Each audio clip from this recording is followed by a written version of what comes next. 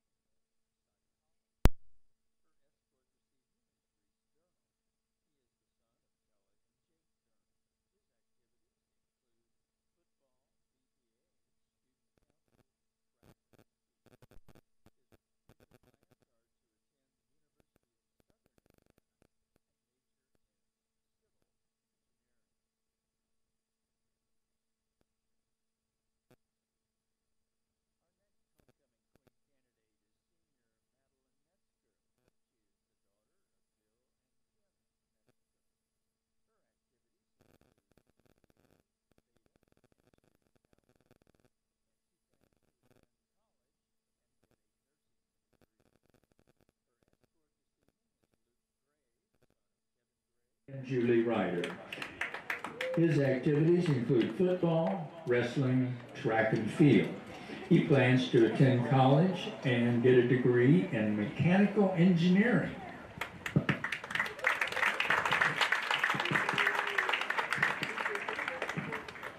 Our final candidate is Hadley Richardson. She is the daughter of Brittany Shaw and Adam Richardson. Her activities include the student council. He plans to attend Vincennes University for nursing and become a nurse practitioner. Her escort this evening is Brock Thurman, the son of Michael and Virginia Thurman.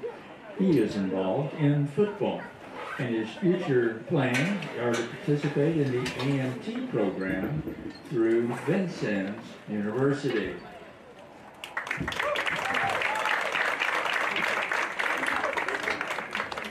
And now entering the field are our crown bearer, Charlotte Veal. She is a kindergarten student at North Elementary and the daughter of Jessica and Brian Veal. Her activities include Little League Baseball and the YMCA. She loves to play with her older brothers, watch movies, go fishing, and play dress up. And the escort ball bearer is Bodie Norfolk. He's also a kindergarten student at Veal Elementary. Bodie is the son of Dustin and Sarah Norfolk. His activities include Little League, T-ball, and YMCA. He likes playing football outside and riding bikes with friends, and he plans to join the YMCA swim team next year. And those are all of our class representatives and queen candidates.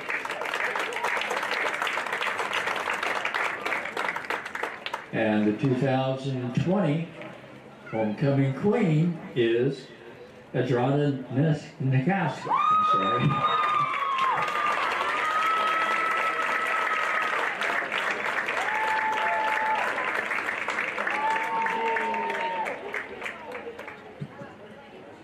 And crowning her will be our 2019 homecoming queen, Adriana Neidig. She is the daughter of Cassie Neidig and Carlos Gutierrez. She is attending Purdue University. Her escort is Brooks Robinson, the son of Coy and Alana Robinson, and he's working for Washington Light and Power. So congratulations to all of these people.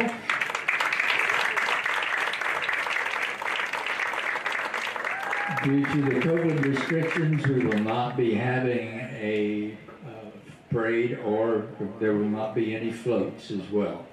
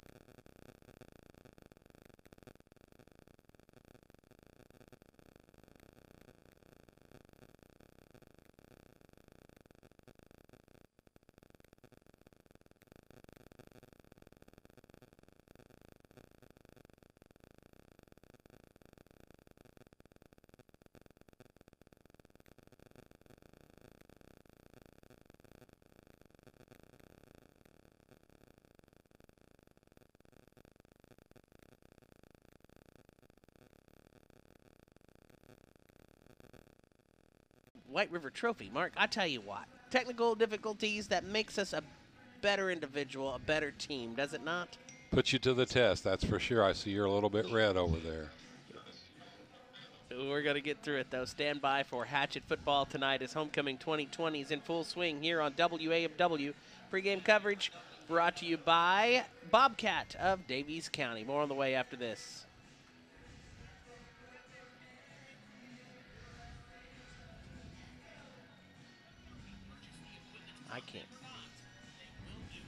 I can't get a signal out of here tonight. I just can't.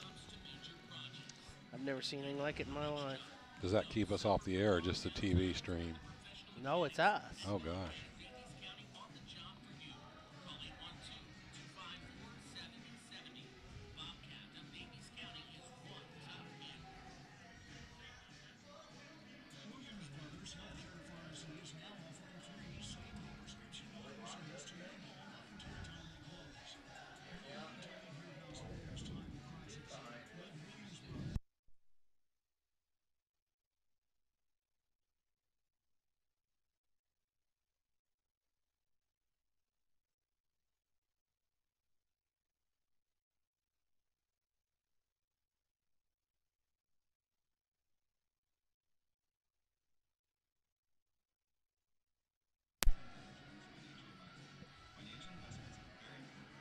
They're saying Judge can have some more volume.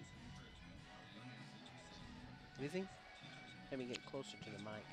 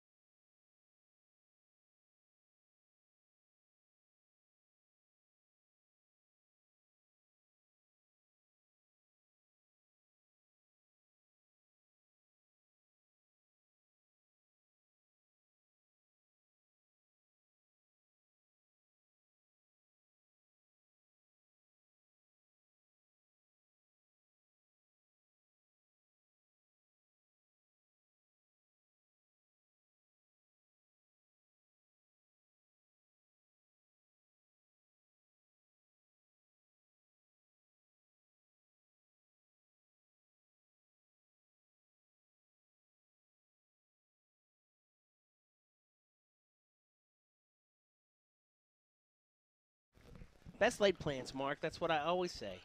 Best laid plans. We're on the air. That's what counts. That's right. J.J. Brown, our cameraman, up top. We appreciate him as well, and we appreciate you for joining us under the Friday Night Lights for another big matchup with high school football, the Washington Hatchets and the Pike Central Chargers. We're very excited about this first rivalry that we've created, the WAMW Battle of the White River. It's a traveling trophy sitting right over there, Mark. It's looking good, too. I saw that as soon as I walked in. The gold football with the logo on the front. And one of these teams will take it home. It's a traveling trophy each year. Whoever wins this matchup takes the trophy home. Happens to be homecoming tonight, too. And, boy, hats off to all the homecoming court for a job well done. We had the freshman class representative, Allison Hill, this evening. Your sophomore class representative was Sydney Melton. Junior class representative, Madeline Sickles. And for the seniors, the homecoming queen court, Alita Adradanoska, Bailey Burkhart, Addie McMurray, Madeline Metzger, Hadley Richardson, and your 2020 homecoming queen was Alita Adradanoska. And I understand that was a close all the way down to the finish. They said today that it was a three-way tie at one point. So all those girls well respected in the senior class. And, you know, that's something you'll always remember, your homecoming queen night, right? That's right, homecoming queen, homecoming night all together. And we want to recognize the ball carrier and, of course, the crown carrier as well for tonight's competition. They were Charlottesville kindergartner at North Elementary and Bodie Norfolk kindergartner at Veal Elementary. They brought out the crown. And Adriana Knighty was the homecoming queen last year with her escort, Brooks Robinson. So we had that prior to tonight's game. Both teams are now on the field or making their way onto the field. The Chargers are coming out in their white trimmed in red. The Hatchets waiting to arrive here in just a matter of moments. Mark, let's talk football. All the preliminaries aside, let's talk about this matchup tonight. This is a must-win for Coach Joe Morris and his Hatchet squad. It really is. The attitude was really good down at the field. I want to talk real quickly before we get too much more into the game. The new entrance of the Hatchets is really something special to see them come in. They've got the banner over there they bust through. You got some smoke rolling up, some good music coming out there, and just really gets the excitement rolling. We added a little bit to it this week, too. We added the bell, Hell's Bells. There you and go. For whom the bell tolls at the end of it. I don't know who's in charge of that, but maybe I had a little something to do with that. You got my vote. Well, I just want to hear that bell ringing all night tonight. Well, and I really do, too. We're looking over at the players at Pike Central. They've got 25 kids. Numbers are great on the Hatchet side of the field. Really impressed with that. Coach actually had somebody this week that came out, brought health papers, and wanted to start playing right now. So they're really starting to draw some kids in. And as you folks heard on the interview, I was able to be at practice yesterday and really seeing some great things just spiritually and inside these kids and the attitude and things that are just changing throughout this program. One day at a time. It's not going to be rebuilt overnight. We know that, but we certainly know some good things are coming with this Hatchet program. They won that one last week back, I think. North Davies fell short 34-20. Couple of touchdowns brought back, but North Davies Cougars, give them credit. They did what they had to do. They're 3-0 heading into their matchup this week. That's right. It's all about our tailgaters out there joining us for Hatchet football, too. Well, you were the perfect lead-in for my daughter and my grandsons, Eli and Noah, are listening from Louisville, so wanted to give them a shout-out. Perfect timing, too, followed by some AC/DC. You kind of like that open, huh? I love that open. You know me very well. Well, the Hatchets need this one tonight, no doubt about it. Big matchup with the Pike Central Chargers. The White River Trophy on the line this evening. Let's talk about our Williams Brothers prescription for success, Mark. The key for a Hatchet victory here tonight. Starting out good, cutting out the penalties, and keeping the foot on the accelerator. Gotta have it. Gotta have it. That's right. Hatchets and the Pike Central Chargers on the field. The team captains, that is. Pike won the toss, but they're going to defer and give the Hatchets the ball first to start the ball game. So that means Pike will have the ball to start the second half. I want to talk about the weather tonight, too. Man, it seems like it's coming a little soon. There's a downright chill in the air. By the time we wrap up this game this evening, sweatshirts are going to be in line. Low 40s for the overnight lows tonight. Yeah, I'm not liking that much, but it is a beautiful night for football. The first official day of fall is Tuesday, but we're getting a little early taste of it here tonight. Well, all the preliminaries are over. The only thing left to do is kick this one off. The Washington Hatchets and the Pike Central Chargers. 20 seconds left before kickoff is underway. Any final comments, Mark? We just, again, want to stress we need this one here tonight for sure. Yeah, I want to see the kids get in their winning ways. I feel like they are. I know the program's improving. I wished I could tell more of the stories that I heard yet last night when I was talking to the coach, but things are definitely a big turnaround here for the Hatchet program. It's time to play some football. Again, the Pike Central Chargers won the coin toss, and they deferred it. We've been using Keegan McDonald and Damon Garcia as our return man. Let's see if yep, there's McDonald. There's Garcia. Going to set up at the 20. Hatchets dressed in their black and gold. Both return men are dangerous. Garcia, I really like how he runs, and he's not a very big guy. I saw him without pads yesterday, and it's amazing how little of a young man he is. There's the bell. There's the local bell now. Love hearing that thing. We want to hear it all night tonight. And here we go with the kickoff. Number 16 for Pike Central is the kicker. Kick is away. It's going to go get to McDonald at the 20. He's at the 25, cuts it back to left. He's at the 30. He's got some open range. 40, beautiful cut. Gets close to the 50. Let's see if he can get into Pike Central territory. And with a spot, he'll be just inside, and a very nice return to start this game for McDonald. Yep, sophomore, 6 foot, 155 pounds. He was going full steam ahead, and a nice return to give the Hatchets the ball right at midfield for their opening possession. Boy, if he could have got past that first or that last man on that cut, he was gone for 6. But still, they're going to mark him right on the 50-yard line. Thought forward progress cheated into the Pike Central side of the 50, but it doesn't look like it. So blessed to have Trey Reed. And Coach talked about, he goes, we just have Trey Reed for 1 year.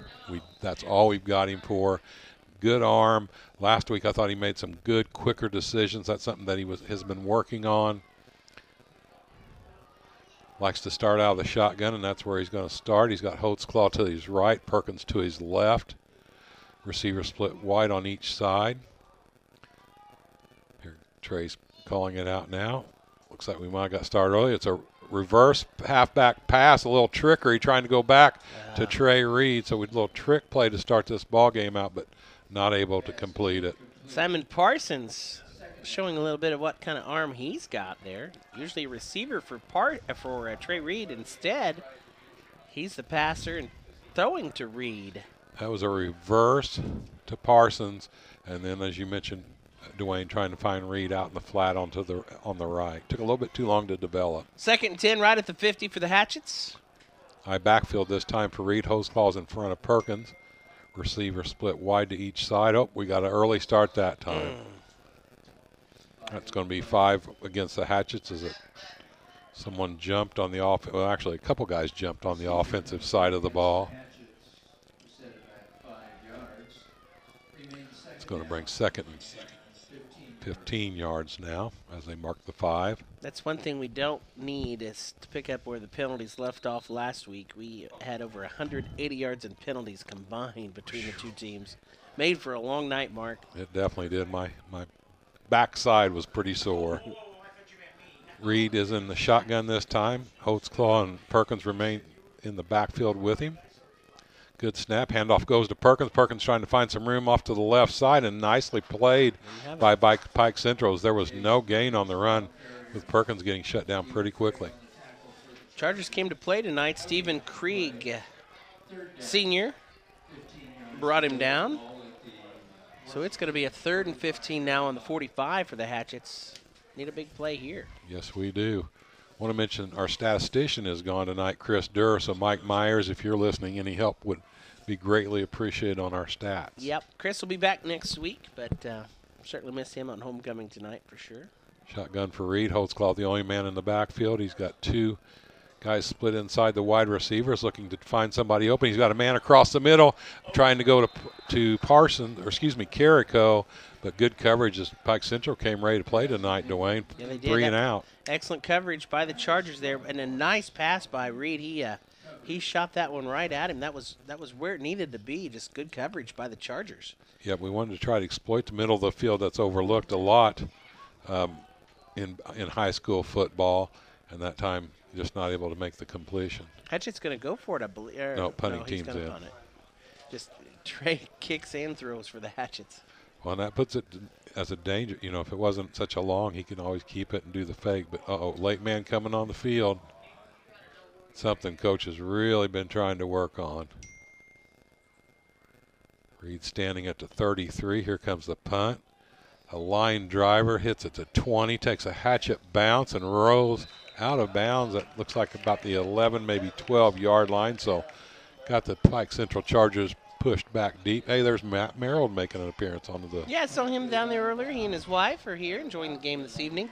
Their son was the freshman escort for the freshman candidate, Allison Hill, William Merrill. And he's got the twins are playing. Oh, look, yeah. He's got 2 twins playing in the junior high as well. So 1st and 10 for Pike Central. Good kick by the Hatchets and Trey Reed there, putting Pike Central back. So their first look on offense coming up now. Quarterback Jagar Dent for Pike Central puts a man in motion. He's in the shotgun. Hands off to running back off to the left. Nicely stopped. May have made it back to the line to screen up. They're going to give him a yard. Wasn't able to see Wyatt who Frazier with the carry for that. He's a junior, number 9. I think Reese Durnall came up out of that pile pretty quick as if he might have made that play. So good to have Reese back in the lineup. He had to sit out last week with injury. Sure is. 2nd and 9. Quarterback for the Chargers remains in the shotgun. Hatchets play with the 3 linebackers. Looks for the quick pass out to the left. It's going to be a low ball. Out to the right. Low ball and incomplete. Stephen Krieg, the intended receiver. It's going to bring up a 3rd and 9. Big 3rd down. Hatchets can get a quick 3 and out. They're going to have some really good field position, Dwayne. It's going to be a big key for Washington tonight. Well, we started out on the kickoff with the ball right on the 50, and if we can hold them here, we'll have another chance at starting about that same field position. That's so huge when you can shorten that field. Shotgun again for Dent. He's got one running back in the backfield. Hatchet showing blitz here. Dent looking across the middle. Passes high and overthrown. So 3 and out for the Chargers on nice defensive stand by the Hatchets. So an excellent field position for Washington after this kickoff. Garcia will be the return man. Game coverage brought to you by Myers LP Gas. Stephen Clara Myers, proud to bring you Hatchet football tonight. Also by Aces Restaurant at the Washington Country Club. Daniel and the crew at Aces will be opening the dining room starting next week. Stay tuned for details at Aces. Also McAllister Machinery. McAllister Machinery is your Caterpillar dealer in Washington. Interesting setup there in the back. Oh, and its snap is a low snap, but he does get it away. Garcia will see if he's going to try to make a play on it. He runs right by it. Boy, I thought he's going to pick it up for a second. But Hatchet's going to have he great. Thought about it. I thought if he would have and been able to pick it up, he was gone. But still, yeah. Good choice by him. We've got the ball at the 39-yard line on a very short field. Well, the coaching staff, the sidelines, all saying, "Stay away, stay away," and Damien just ran right past it. That's the kind of intensity that boy plays with, though. He wanted it real bad. He sure did. Homecoming 2020, thanks for joining us tonight at Hatchet Hollow on a beautiful night for football. I'm Dwayne Shake along with Mark Myers on Memories 107.9 and worldwide at WAMW, AMFM.com. On YouTube, WHSH Broadcasting. Season's going by pretty quick, Mark. What are we, week 5 now? 4. 4? Yep. No, 5. No, 5, you're right. Man in motion for Trey Reed. That's Carrico. Hands off to Carrico around the left side. He's trying to find some running room, and he does. He's going to be called out of bounds, but not before a nice pickup of about 7 yards. Oh, official step back. We're going to go 6 yards. So 2nd and 5. We're going to give him 5 officially. Ball inside the 35-yard line, marked down to 34. 9:41. Hatchett's second possession of the night. Great field position so far in this ball game. No score yet for the Hatchets and the Pike Central Chargers. Reed and Perkins are going to be in the backfield. Durnall's the wide out to the left. Parsons is in the slot. Here goes Parsons in motion to the right. It's going to be handoff to Parsons. Parsons trying to find some running room. And, wow, the Chargers came right up there and put a lick on Parsons. Is number 28 or 50, I can't tell. But, man, they came up and made quite a play. Parsons looked like he had a little bit of a hole there, and Pike Central shut it down. Pike Central came to play tonight. You mentioned that earlier, and their defense has been solid in the first two possessions for Washington. When you look out there, just looking at them as players visually, you can see that there's some football players, just the build. They're playing aggressive. Chargers under head coach Dave Stevens looking for their first win of the season here at Hatchet Hollow, trying to spoil Washington homecoming. Big third down for the Hatchets, 3rd and 6. Garcia in the backfield this time. Reed has a man open. Let's see if he can complete that off the fingertips. That one should have been pulled in. Reed throws the ball pretty hard, and that bounced off the hands, up, and incomplete. So Hatchets, I think, will go for it here. Dwayne, definitely 2-down territory. No doubt about it. We got to pick up those plays. Got to make the catch. This time we've got Parsons coming out to the left. Reed's going to be in the slot. Shotgun for Trey Reed. 4th and 6. Garcia's the backfield. There goes Carrico in motion. Reed's going to look to try to find some running room. This is a play we had some luck with. Makes a cut, spins out, still trying, but he's going to be brought down short. Pike Central came to play, Dwayne, and we'll say it again, their defense is really getting to the ball quickly. Chargers shut him down on the second possession, and Pike Central gets the ball back. Bill Dobson Ford, one of your sponsors tonight. Bill Dobson Ford, a Dobson deal is a better deal. Crane Federal Credit Union, banking on a Hatchet victory. And Heritage Petroleum in Washington. Heritage Petroleum is fueling your everyday life. Hatches got them 3 and out the last time. That's what the Chargers did to us. Let's see if we can replay the favor. 3 wide outs now to the left side of the field. There go the defensive back for the Hatchets. Quarterback's in the backfield with Cannon. Quarterback's going to pitch a quick pitch out to Cannon. I believe that's Cannon. No, it's number 9, Frazier. Wyatt Frazier gets about 2, maybe 3 on that. They're going to stretch it. Hostclaw on the stop. They're going to give him 3. So going to bring up a 2nd and 7. Jaeger Dent, is that how you're saying that? Jagar. Jaeger? That's the quarterback for the Chargers, number 13. Only a sophomore back there. I go with Dent. Make it easy, buddy. And handoff back to the line of scrimmage. They gave him a little bit on that, about a yard. That's Frazier again. It's going to bring up a 3rd. We'll keep it at 3rd and 7. Looks to be about 3rd and 6. Reese Durnall on the stop. 7:50 to go in the opening quarter. No score yet with the Hatchets and the Chargers. Here comes the 3 receivers. We'll call them the trips to the right. Snap the shotgun. Quarterback's going to keep it, yet he's trying to find some running room. He pushes forward, and there's the first down of the night for the Chargers as the quarterback, Dent, does a good job on keeping his legs moving, pushing forward, and we see the first down tonight. Pike Central Chargers move the chains. They're edging closer to midfield. With the Hatchets and the Chargers going head-to-head, still looking for a first score. Still in the first quarter, 1st and 10 now for the Chargers from the 46. Hatchet's D lines up. It's Hostclaw, and Durnall showing a blitz, and a nice blitz that time. He was in there. Who was that came through? I think that was Durnall, that perfectly timed blitz. Man, he couldn't have timed that one any better. Really messed up the play, and they're going to be dropped for a couple-yard loss, so it's going to bring up 2nd and 11.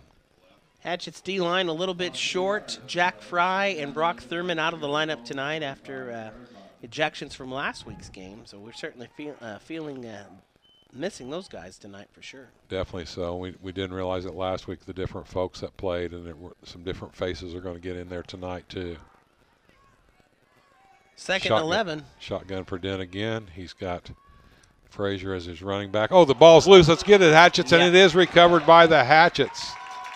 31, that's Durnall on the recovery, but very alert. He was on the ground. That ball just fell right in front of him. He scooped it up. So Hatchets take advantage of the first turnover of the night and regain great field position. Got to take advantage of it now and punch it through. 6.5 to play in the opening quarter, scoreless. Here at Hatchet Hollow tonight on Homecoming. Dwayne Shake with Mark Myers, cameraman J.J. Brown upstairs. Glad you could join us for Football Friday night. That was a big one, Dwayne. They were getting a little bit of momentum on the offensive side of the field. Hatchets very alertly as they were trying to do a handoff to Frazier, picked up that fumble. Reed shotgun. Looks like Holtzclaw in the backfield, 2 receivers on each side. Reed's going to go there on a quick slant out to the left. That ball's caught, juggled just a little bit, but able to hang on. It was Simon Parsons, 6-foot junior. 5 on the play, 2nd and 5. Ball sitting on about the 35-yard line now in Charger territory. I like those 5, 8-yard plays, Dwayne. It's nice to throw a bomb in there every once in a while, but if you can pick up first downs, you keep the clock moving and you keep yourself moving towards the goal line. Holtzclaw's going to stay in at the running back. Reed's going to stay in the shotgun. Parsons is in the middle of the slot. Garcia the wide to the left. Here goes Reed out, and he's going to look for Holtzclaw. Holtzclaw with a nice catch. He's at the 15, or excuse me, at the 25, inside down to the 23 as a big first down and a nice run by Seth Holtzclaw right there. Really read the hole well, got some good blocking off to that right side, able to make a cut and move those chains. We'll take it. The Core Center, Davies Community Hospital, proud sponsor of tonight's Hatchet football. Also Doddleton Insurance with us, your number 1. Hatchets are going to come with 3 receivers out here. That's Parsons, Garcia. Can't tell who the other receiver is. And here comes a quick slant to Garcia. Picks up a block at the 25, cuts it back another night. Oh, that ball's loose. Looked like one of the Hatchet players were able to be there and scoop that up. And woo, Dwayne, that was close. Thank goodness on that. Let's see who's going to come up with that. They were Johnny on the spot. That was number 8, Logan Hill, with a nice recovery of the fumble. That could have been tragic. It's going to be a 2nd and 7. The ball on the 21. We're at 5 minutes to go in this first quarter. Holtzclaw comes out. There goes Perkins in. This game moving right along, Mark. This is a quick first quarter. 5 minutes to go. Still scoreless with the 2 teams. We already had 25 flags by this time last week. No. Well, I'm comparing it to last week, Josh. 3 receivers to the right. I think that's Garcia in the backfield. No, it's Perkins in the backfield. A quick throw and then a pitch out to Perkins on a little trickery play there. Perkins still on his feet, spinning and fighting for yardage. That was a pass play out. I didn't catch the receiver, but he quickly pitched it out to Perkins as Perkins came around the corner. I like that play. They're going into the old bag of tricks tonight. That's an oldie. A couple good ones we've seen tonight from the offensive coaching staff over here. Yeah, I like that a lot. That you don't was a see nice it. Hook and play. ladder is what we call that. The old hook and ladder. Bingo. It can be very effective. 3rd and 3. The ball rests on the 17-yard line. Carrico's going to be split wide to the right. Durnall in the slot. Reed out of the shotgun. Perkins still at the running back position. Here comes Durnall across the grain. Reed's going to look for the sweep out to the left, looking to pick up a block, puts his head down. Might have picked up a yard or 2, but he had to run about 30 yards to pick those 2 yards up. Well, they're contending with the sun right now, Mark, which is off to our west, and you can see the fans trying to watch the plays that's happening. Everybody's shielding the sun, including the players on the field. It is first down. He got enough for the first. Good deal. Definitely a factor over there. That's why I couldn't see it was the first. I'll say it was the sun. It was definitely the sun, Mark. Thank definitely you. the sun. You got your cheaters on tonight. Had to go buy a new pair. I walked in, was riding in here. It's like, oh, my gosh, I forgot my glasses. You got to have those. I backfield for Reed. Holtzclaw's the fullback. Perkins the halfback. Parsons is over here to the left. Carrico to the right. Reed's going to hand it to Perkins. Perkins with some running room, but boy, did that Pike Central Charger, number 82, I think, Craig, really closed down that quickly. I thought that was going to be a score. Stephen Craig, the senior, again, big play there, big stop. 3-yard gain, 4-yard gain for Perkins, 2nd and 6. 3 minutes left in the opening quarter. We're still scoreless with the Hatchets and the Chargers. Nose of the ball resting at the 10. Again, it's 2nd and 6. No score yet in this one. Under 3 minutes to go in the first. High backfield for Reed. Holtzclaw and Perkins behind him. Hand off to Perkins off the right side. Perkins this time really showing a burst of speed, and he's up the gut for the 10-yard touchdown run on a nice job blocking up front. Hatchets get the score, 6-0 in favor of Washington. 2:45 left of the first quarter. Extra point coming up for Washington. That was a nice drive, Dwayne. Yes, it was. Well done. Saw a little bit of everything, some passing, some running. Perkins really found a nice hoe off to the right side, and he was off to the races. He's got some real acceleration. Had some tailgaters out here, too, some motor homes and things. Good to see everybody getting fired up for homecoming. Absolutely. Great to see. Hatchets are going to go for 2, where he's going to stay with that I backfield. Carrico to the right, Parsons to the left. Handoff fake to Reed's going to try to find somebody out across. He throws across the grain. Holtzclaw for the 2-point conversion. He was covered nicely, too, by the Chargers, but able to bring it in. Nice 1-2 punch. Reed to Holtzclaw. Hatchets now lead 8-0 on the A&R Home Center scoreboard. As the bell rings, we'll be back to Hatchet Hollow right after this quick timeout on Memories 107.9.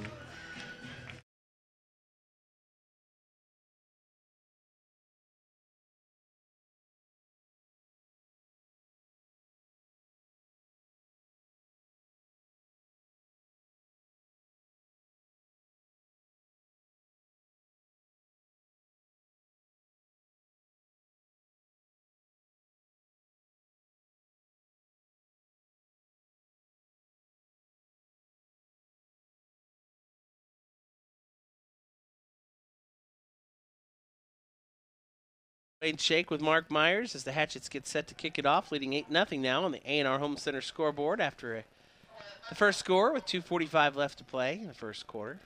It was Perkins taking it in from 10 yards out. Comes a Hatchet. Oh, there's some AC/DC. Perfect for the kickoff.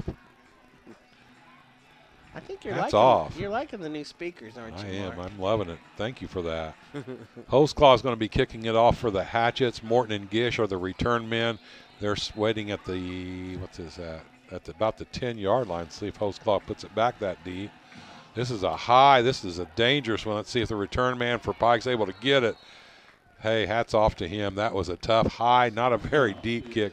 Really high. But that was Seth's intention on that one, I think. He wanted to get it high, get his defenders time to get back there, and maybe force a turnover.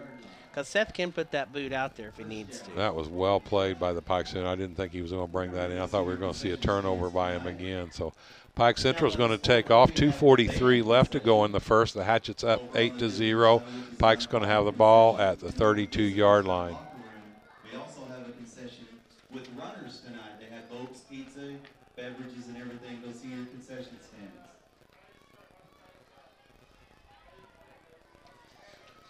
Pike Central Chargers with the ball, trailing 8-0, 2:43 left in the first quarter of play here at Hatchet Hollow. Pike likes to run out of that shotgun. That's it in the backfield. They put a man in motion, and it's like somebody else jumped, so it's probably going to be 5. Yep, illegal motion by the Chargers, so they're going to be facing a 1st and 15. 5-yard penalty. First down, 15. Can't remember, is that the first or second penalty on the Chargers? It was a delay of game was the call. Delay, okay, thanks. So 1st and 15 on the 27 now, deep in their own territory. Hatch's defense needs to come up with a stop again here, get them on a 3 and out. They lost the ball in the turnover on the fumble the last possession.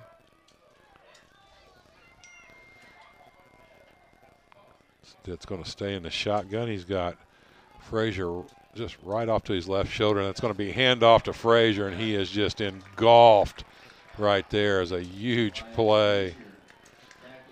That's Durno on the stop, and Durno just flattened him. I said it, I'll say it again. Good to have Reese back in the lineup. He definitely makes his presence known, and he's a leader on defense, one of those senior leaders out there.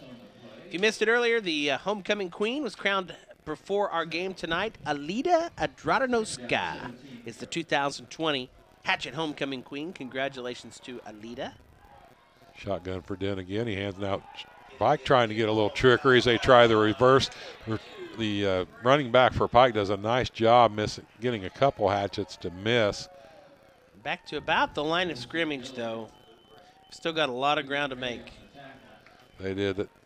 We had some trouble last week, and that's what happened right there. We're over pursuing. The kids are really excited. They want to get out there and make the play, but they're running ahead of the runner, which makes the cutback very easy for a good running back. Mickey White leading the defense, calling out the plays from the sideline. Looks like we got a new quarterback there as he's got a rush on and he's got stopped. What a beautiful stop. Number 58, that's Luke Gray. Gray, the senior, coming up with a big play, 6'3", 250-pounder, showing some moves out there, Dwayne. Lars Utterback was back at quarterback for the Chargers on that play. So now it's going to be a 4th and 22. Chargers going to have to kick it off. They're deep in their own territory on the 21-yard line. Good stop by the Hatchet defense. Good stance. Garcia back to receive this one. Watch Damien. He will go for it, man. Yep, this guy is nothing but one speed, and it's full tilt boogie. And he's having some trouble with the sun. That's a low snap as the Hatchets have the rush on. Not able to do it. And a nice kick that time by the punter for Pike Central. And it's apparent they do not want Garcia to touch that ball. They're kicking it to the sidelines every time. Hatchets are going to have it, though, in charge of territory at about the 48 when play resumes. They lead 8-0 on the A&R Home Center scoreboard. I want to thank some more sponsors tonight. The Birdies Bourbon and Basketball Podcast. Brian Emmons and his team do a great job. If you haven't downloaded their podcast yet, check them out. They talk to area coaches. They talk sports each week. It's the Birdies Bourbon and Basketball Podcast, available wherever you get your favorite podcast. Also want to thank D2B Pest Control. D2B Pest Control means death to bugs. Hatchets break the huddle now. Carrico running to the sidelines. Logan Hill over here. Reed out of the shotgun. Reed with the quick throw. He's got a man wide open. That's Parsons. On a quick, real good decision by Reed. Quick throw. Got that out of there. He needs to have about a 3-second clock in his head, Dwayne. If he's not got rid of the ball in 3 seconds, he needs to be motoring north and south on the field. 6-yard gain, so a 2nd and about 4 for the Hatchets. Ball now on the 42-yard line in Charger territory. Reed brings and sets the offense. He's going to be in the shotgun. Looks like, I think that's Perkins, or can't tell that's Perkins or Hostclaws, the quarterback or halfback. Pass is thrown out. A nice shot again. Picks up the first down. That's Logan Hill with the catch. Very nice catch and throw by the Hatchets. Move those chains. Keep them rolling. Funny story yesterday, Dwayne. I was sitting up with Coach Isaac and some of the coaches on the bench, and Coach Isaac comes out carrying a handful of those arm pads that they have the plays on. He goes, we keep losing arm pads. He goes, I went to Trey's locker, and he had like 6 of them in there. And he goes, how are you keeping those straight? Because each game has a different scheme. So they got that straightened away. Trey Reed, a very good quarterback. He's a senior, and he's in the shotgun. Hostclaws back to protect him. Nice protection. He's going to have to stick it up, and there's that open lane up the middle. We've talked about Reed on his feet to keep running 30 and down to the 25. I've been looking for that all season long, Dwayne. When he gets that rush, instead of running outside the pocket, tuck it up, go up the gut, and nice game. Very nice game. Almost enough for a first down. Going to be just shy about 2nd and 1, and that is the end of the first quarter. We played 12 minutes of football on the A&R Home Center scoreboard in the battle for the White River Trophy tonight. It's the Washington Hatchets 8, Pike Central Chargers nothing. More from Hatchet Hollow right after this on WAMW.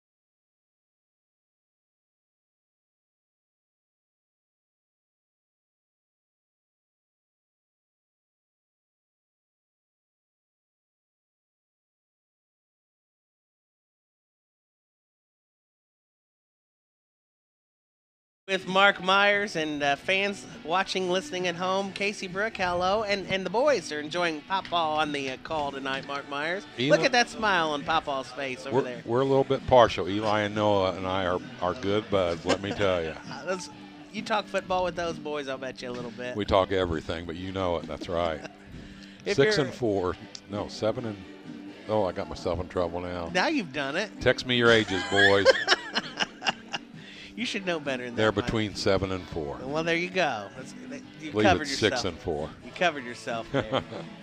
If you're watching or listening tonight, let us know. Send us a message at 254-9269. Send us a quick text. Picture if you got one. We'd love to share them with our audience, and appreciate you listening and watching tonight from Hatchet Hollow Homecoming. We start quarter number 2 with the Hatchets on top, 8-0, and Washington with the ball. Reed under center. He goes with a quick hitter right up the gut, north and south. The hose claws. Reed was under the center that time. First down. Enough for the first down. Move the chains. And the Hatchets running in the play now as Nate Aldridge checking back in, sending out the play to quarterback Trey Reed. Nate just a sophomore. Out comes Holtzclaw. As we mentioned, 1st and 10 from the 23. Just started the second quarter. Got a great crowd with us this evening, as much as can be brought into Hatchet Hollow. Reed's in the shotgun. It's Christenberry this time in the backfield. Parsons is on one side, Durnall on the other. Here goes the pass right across the middle. That's a deep ball. I think that was a bad, miscommunication on the pattern. I had 2 receivers really close together there. Logan Hill and Nate Aldridge both out there to try to get that one, but neither one had a shot at that, so we'll try again. Thompson Insurance, one of your sponsors tonight. Thompson Insurance, treating you the way you want to be treated. It's good to be back home again for homecoming, but we've got a couple of road trips coming up after this, Mark. Yes, we do. Did you spot out any good eating places along the way yet? I haven't scouted out that far yet, Dwayne. 2nd 10 on the 23 for the Hatchets. Shotgun for Reed. Oh, he's got a heavy rush that time and nowhere to go as Pike Central just closes the pocket quickly. Christenberry was back at the fullback. Just too many burgundy and white jerseys in the backfield. 5-yard loss. 3rd and 15. You got to give some credit to the Pike Central defense tonight. They have played really, really well in this opening half, Mark. They have. They really attack the ball well, and it's just not 1 or 2 guys. Their whole team moves towards the ball, and that's what you need is pursuit. So 3rd and 15 on the 31 now. Hatchets up 8-0 in this second quarter. Reed's going to set him in the shotgun. Christenberry remains in at the fullback. We've got 2 receivers on each side.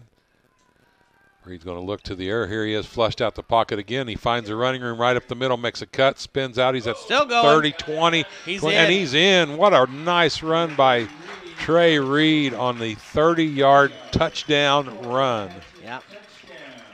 Give it to him. Nice job by Reed, the senior. Good decision there. He had some running room, and he took full advantage. I think it was actually in the 31, so it was a good run by Reed. Good for an extra yard. And I'll tell you what, Mark, when it comes down to it, that's what the Hatchets needed right now. It is. I love that he's seeing the middle of the field, seeing that seam. Once he got through that seam, then he cut it out to the left and did go wide. But we talked about it week in and week out, that seam wide open in the middle for a quarterback and tight end. High backfield for Reed, going for 2 points again. Handoff goes to Holtzclaw in the backfield. And Holtzclaw, don't think is going to get in. He's going to be stopped short. 14-0 Hatchets, 10:28 to go in the first half of play. Homecoming 2020 from Hatchet Hollow. It's the Battle of the White River. And we'll be back with more right after this here on WAMW.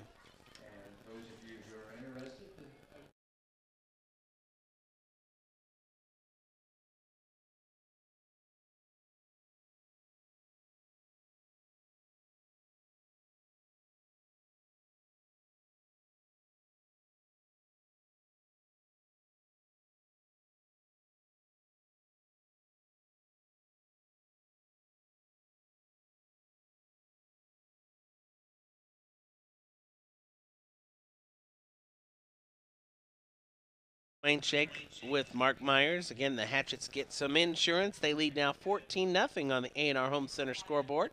10:28 to go in the first half. I would call that a great start, Mark Myers. Wouldn't you? I definitely would call it a great start. Hose Claw is going to be kicking off again. The last time it was a really high ball, landed about the 30. The Chargers have Morton and Gish back, their same two return men. They're looking at about standing at the 16-yard line as Thunderstruck. Golly, I'm going to give you a tip tonight. Line drive squibber right across the middle. It's going to be picked up by number 2 at the 20s, at the 25, trying to find some running room on the outside, still on his feet. Going to go forward for 36 yards, so a decent return for Gish that time. Quade Morton, freshman, one of the freshmen. Doomerville on the stop. I'll tell you what, the Chargers, again, they're playing well, though, in this first half, Mark. They really are. They trail 14-0, but they definitely want that White River trophy. That's what they've got in the back of their mind. They definitely do. And again, they look just more athletic than I've seen them. I haven't seen them play for 8 years, obviously, but quarterback's going to be in the shotgun. Who is that at quarterback? It's a quick pitch to 21. We're seeing some numbers we haven't seen. Number 21 finds some running room, makes a cut. Man, he's running hard. He's picked up a first down. He's out past the 45 and still pushing. He pushes himself all the way into Hatchet territory, Dwayne. Colson Dillard with the carry on that after a quick pitch from the quarterback, who is Lars Utterback. Lars Utterback stepped in now to take over signal calling duties, and that was good for a first down and then some. Nice run by their Colson Dillard. Boy, he and Utterback, not first couple times in the game, but he sure did run the ball hard. 3 receivers out to the right, shotgun for Utterback. He fakes the pitch. He's going to keep it. Hatchet's closed down quickly, and there's a flag that came in late. That's going to be an interesting call. Hopefully a hold, and it was a hold, so that one's going to mark some yards back for the Chargers.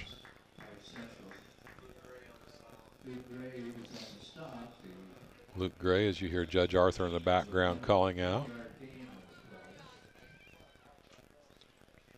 10 minutes left in the first half. 14-0 in favor of the Hatchets.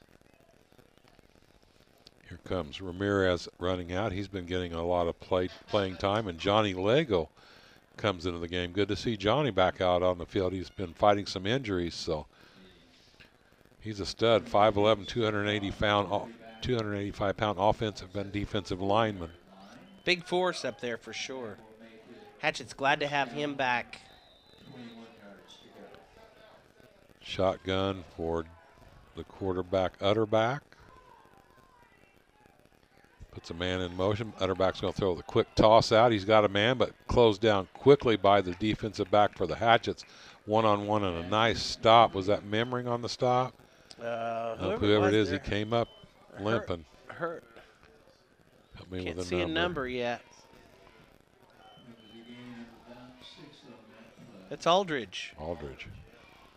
Trying to pull it together before this ball's snapped. Not sure what happened to him over there, but he was slow getting up, but he's battling through, staying right in the thick of things. Utterback in the shotgun. The Hatchets are going to put the blitz on this time.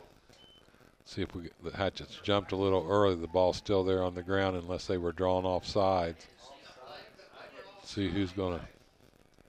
Chargers are saying against the Hatchets. Hatchets waiting to see what the officials have to say about it. Albright's going to have to come out of the game. I think that's a good choice because it's going to be tough for him to do much right there. Assistant coach Latham comes over. Looks like it's his hip. Might have a hip point or something going on there, Dwayne. Waiting on the official call now as the officials talk it over. Call. Yep, Offsides Hatchets against jumped Washington. early. So they're going to give the 5 yards back to the Chargers. Takes the ball up into territory at the 48, looking at a 2nd and 9. Hatchets were showing an all-out blitz that time, trying to put some heat on Utterback, and just got too big of a jump. 9:15 to go. Washington leading 14-0 on the A&R Home Center scoreboard. Utterback and Frazier in the backfield. Utterback at quarterback out of the shotgun. Frazier's going to go out to the, and there's a nice rush. A flag. Durnall putting some heat on. 2 flags. That's going to be holding where that comes from, Dwayne. They were quarterback trying to throw it out to Dillard the gentleman that made a nice run just a minute ago, but it's going to be a couple of holds. Let's hope we don't get into a Doomerville. flag frenzy again. Doomerville comes on the field. Here comes Carrico off, and Pierre Walter Charles comes off the side of the field. Going back the other way again. Yeah. There were 2 holds on that one. And those are ones you can't let go because they do make a huge difference. So that's a 10-yard penalty, kicking the Chargers back. They're their own worst enemy right now. 2nd and 21. Utterback's talking to the official. Not sure what he's got to talk to him about, but that gets back in the shotgun. Lets Frazier know what the play is. There's 3 receivers to the left. Look for Utterback to try to find one of those guys. No, he's going to look for the long on the short side of the field. Oh, boy. He had him just overthrown. The receiver just slowed up a little bit. That was Gish. That was at about 3 yards on the We cut a defensive break on back. that one. We did. Did you and Coach have a nice visit there for the pregame interview? We did. We narrowed it down to an hour visit and try to stay about on a 5-minute interview. And he's going to listen to this and give us crap in the morning, just so you know.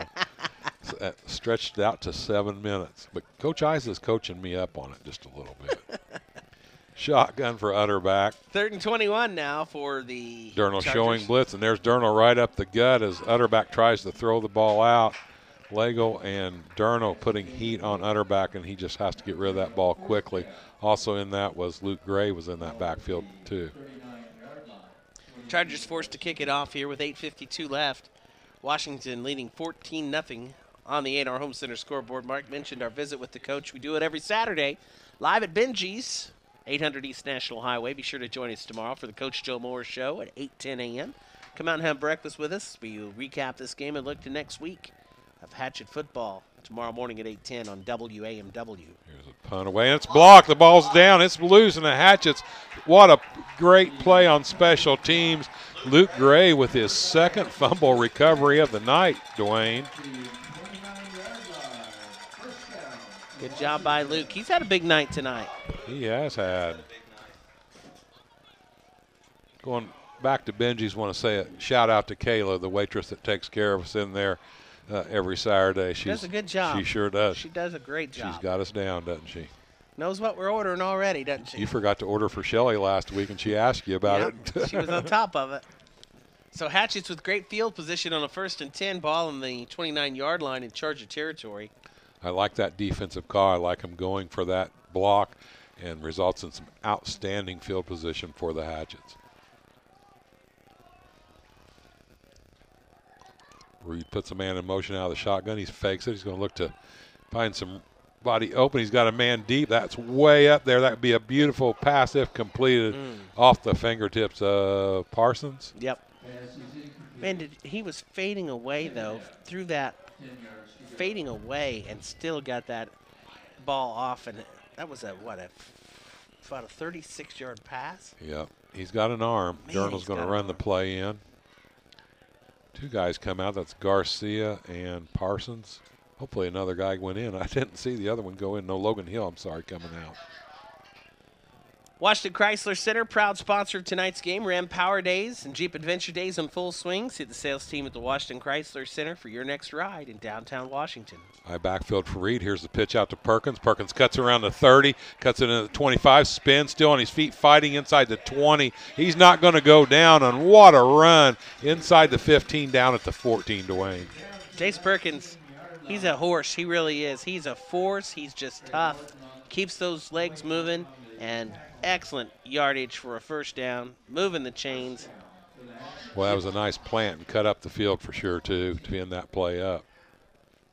Hatchets leading 14-0, 8:21 to go in the second, and the Hatchets threatening again. Parsons is going to go wide to the left. He's got Holtzclaw and Perkins in the backfield out of the shotgun. Carrico over here to our right. There's Perkins. This is the play that usually Reed's going to keep the ball. Nice hold to Reed. He shoots it up the gut. See if he got in. Nope, he's going to be inside the 5, down at the 4. So nice play. Usually if you see Perkins go in that delayed motion, Reed's going to get that ball off to one side or the other. That time he went up the middle. 7:56 to go in the first half. Washington leading 14-0, looking to add another score. They're backing them up. Flag. Holding Hold. against the Hatchets. Didn't see that flag. That'll bring it It's back. Be a 10-yarder. So it's going to make it 1st and 20. 1st and 19. Ball spotted at 28. The sweatshirts and jackets and blankets are out. The home stands over here to my left. I backfield. Holtzclaw's the fullback. Perkins is the halfback. Carrico split to the left. Here's Reed. He does the fake. He's got a man wide open on the post, but 2 guys are open, and he completes a beautiful strike to Carrico. 28-yard strike. Laid it in the old breadbasket. Carrico brought it in for the finish, and the Hatchets now up 20-0, going for 2 here with this extra point attempt. Boy, he had Parsons and Carrico wide open on Parsons was doing a post, Carrico was doing a corner route, and just a perfectly thrown ball. And Carrico, who's had a couple slide off his fingertips, did a nice job at pulling that one in. I just keep going for 2 here. Nate Strange, the kicker for Washington, is off on the sidelines with an injury. He's not dressed out tonight. So. Pitch to Holtzclaw. Holtzclaw trying to find some running room with a little stutter step, and he's going to get in for 2. Holtzclaw's second 2-point conversion.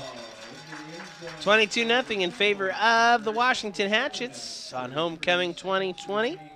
We'll be back with more from Hatchet Hollow right after this timeout on WAMU.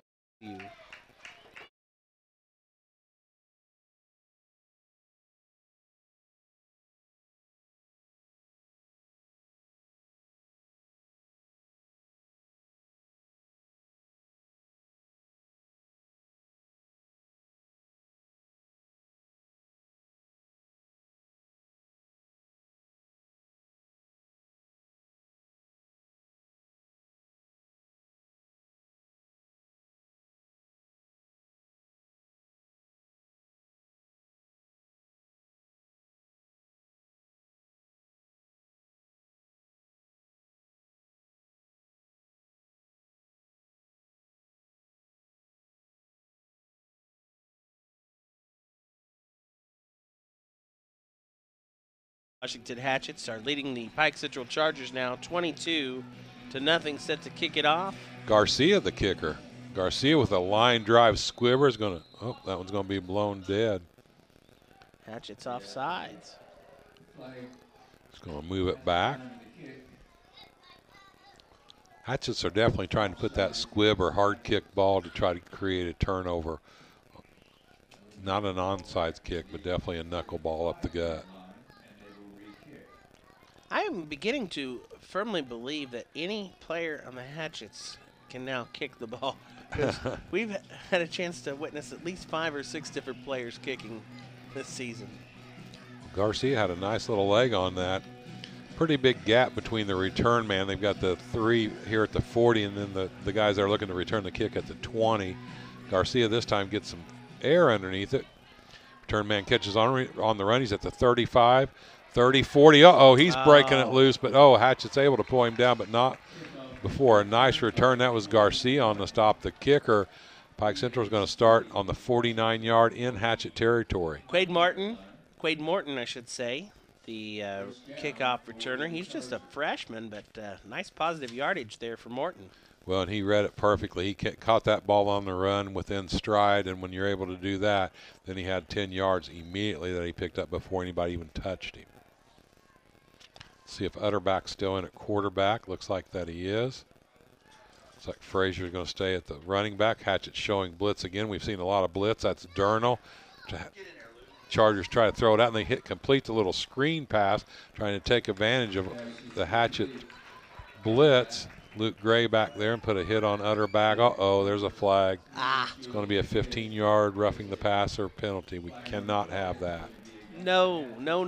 Rob Blackwell sent us a message listening in on his way back from Bloomington. Thanks, Rob. Appreciate it. Big Hatchet backer. If you're listening tonight, let us know where you're tuning in. You can send us a message by text at 812-254-9269. Homecoming 2020 from Hatchet Hollow, the battle for the new rivalry, the White River Trophy. Dwayne, that penalty marked off from where the spot of the ball is, so that's a huge penalty to give Pike Central the ball on the 26-yard line. We've got to be more disciplined. I know you want to sack the quarterback, but you got to pull up. Hatchet's up 22-0, 7:02 left to go in the second. Chargers with the ball, 1st and 3rd from the 27. Utterback's at the shotgun. Here's Hatchet showing blitz again. Utterback's going to fake the handoff. He's going to keep the ball, and he's going to find very little running room out to the right. I saw that clod of dirt fly up. I thought it was the ball for a second. Another key player out tonight. We see Hatchet Ian Hill, senior. Coach mentioned him a lot last week. He played through injury. They're setting him out this week. Don't want to take any chances. Ian wearing a boot over here on the sideline. Sometimes a player just has to have some time to recover. As much as they hate to be out and you hate to sit them out, sometimes you just got to heal up. 4 penalties on the Hatchets for 35 yards. Thank you, Mike Myers, for that stat here in the first half. Utterback under center. He pitches it out, and that's a loose ball. He tried to get the ball to Gish, and that ball's still loose, but I think Gish was able to fall on that, and he was the only white shirt anywhere near that. Frazier, excuse me. It's going to be a loss of about 4. Did my first volleyball game last night, Mark. Washington Volleyball hosted Heritage Hills. Fell on the losing end as the Heritage Hills Patriots have a great volleyball program. Lost in straight sets, but boy, Hatchet Volleyball having a great run this year. Still 12-4 on the young season. That's a very good season, definitely. They've got a big round-robin tournament at Pike Central coming up tomorrow. Coach Madison and the Lady Hatchet Volleyball team, we wish you the best of luck. I back for Utterback, hands it off to Frazier. Frazier trying to find some running room out on that right side and does find some. Picks up a nice little gain of about 8. 5-minute mark coming up. 22-0 in favor of the Hatchets here in the first half. It's going to bring up a 4th and 14. It's 2-down territory for the Chargers. They've got 3 receivers to the left. Hatchets want to keep them out. Oh, Hatchets jump. You can't do that. You can't do that, fellas. Not enough for the first down, but definitely makes it much more manageable and opens up that playbook by shortening that from a 6-yard away from the first down to a 1 yard to go for that first down. That's what the Chargers had hoped for. They went with a no huddle there, got back in the line quickly, and they got exactly what they wanted. Well, there's Matt Merrill's better half, Kelly Merrill. He's like us. He married way above himself, too, Dwayne. Hatchets with the shutout so far, but Pike Central with the best field position and opportunity score of the night, 4th and 1 now from the 18 and a huge 4th down play. Hatchets have got the line stacked. Utterback's going to hand the ball off. I think the Hatchets, if he doesn't get pushed forward, man, that's all about the spot. Let's see where the spot of that ball is. The Hatchets made a nice hit early on Frazier, but Frazier kept the legs moving. See where the spot is. The Chargers are saying it's a first down, and the officials are going to agree. Yep. Dang it, we had him stopped. We had him stopped. Got a nice spot on that.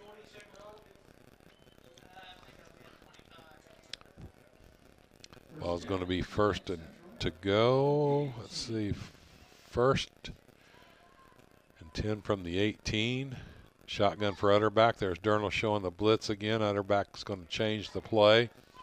Comes in from the sidelines. Frazier's the lone running back. Utterback with a real short shotgun. Now he goes back into the pull shotgun. He's stayed with those 3 receivers off to the left, but hasn't looked at him one time. It's going for the coffin corner. Incomplete. Nice coverage out there that time. Help me with the number, Dwayne. Your eyes are younger than mine. Aldridge. I'm pretty sure that was Aldridge there. Really good coverage by Aldridge. Either Aldridge or Logan Hill. It's 9 or 8.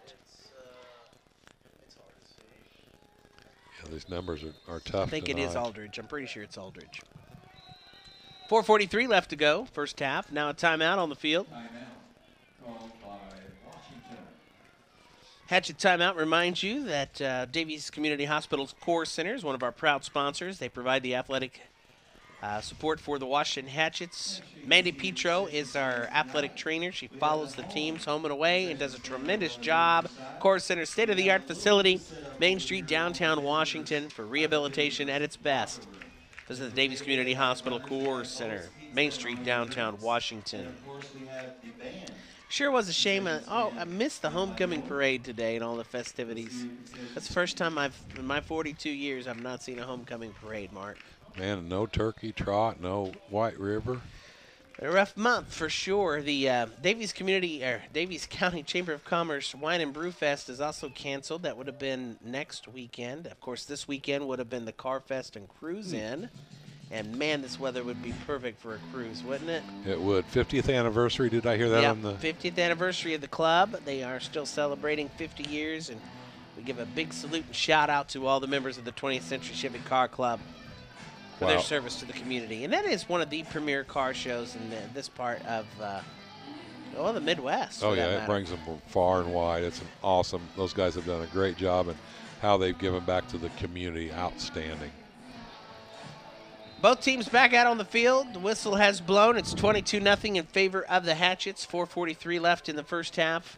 Chargers want to get one here. Second 10, Utterback's going to keep it. Man, he was hit hard and taken down quickly.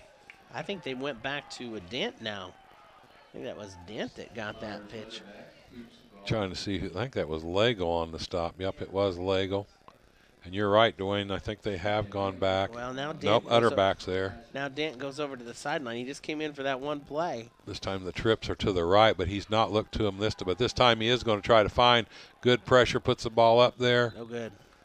Pass was wide and out of bounds, bringing up a 4th down and 7. Again, this is going to be two down territory for the Chargers.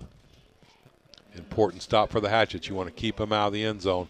4:12 left to go in the second. You don't want them getting any momentum over halftime. Coming up at the half, we'll hear from IHSAA Commissioner Paul Neidig for his weekly visit. Utterback's got 3 receivers split wide to the left in the shotgun.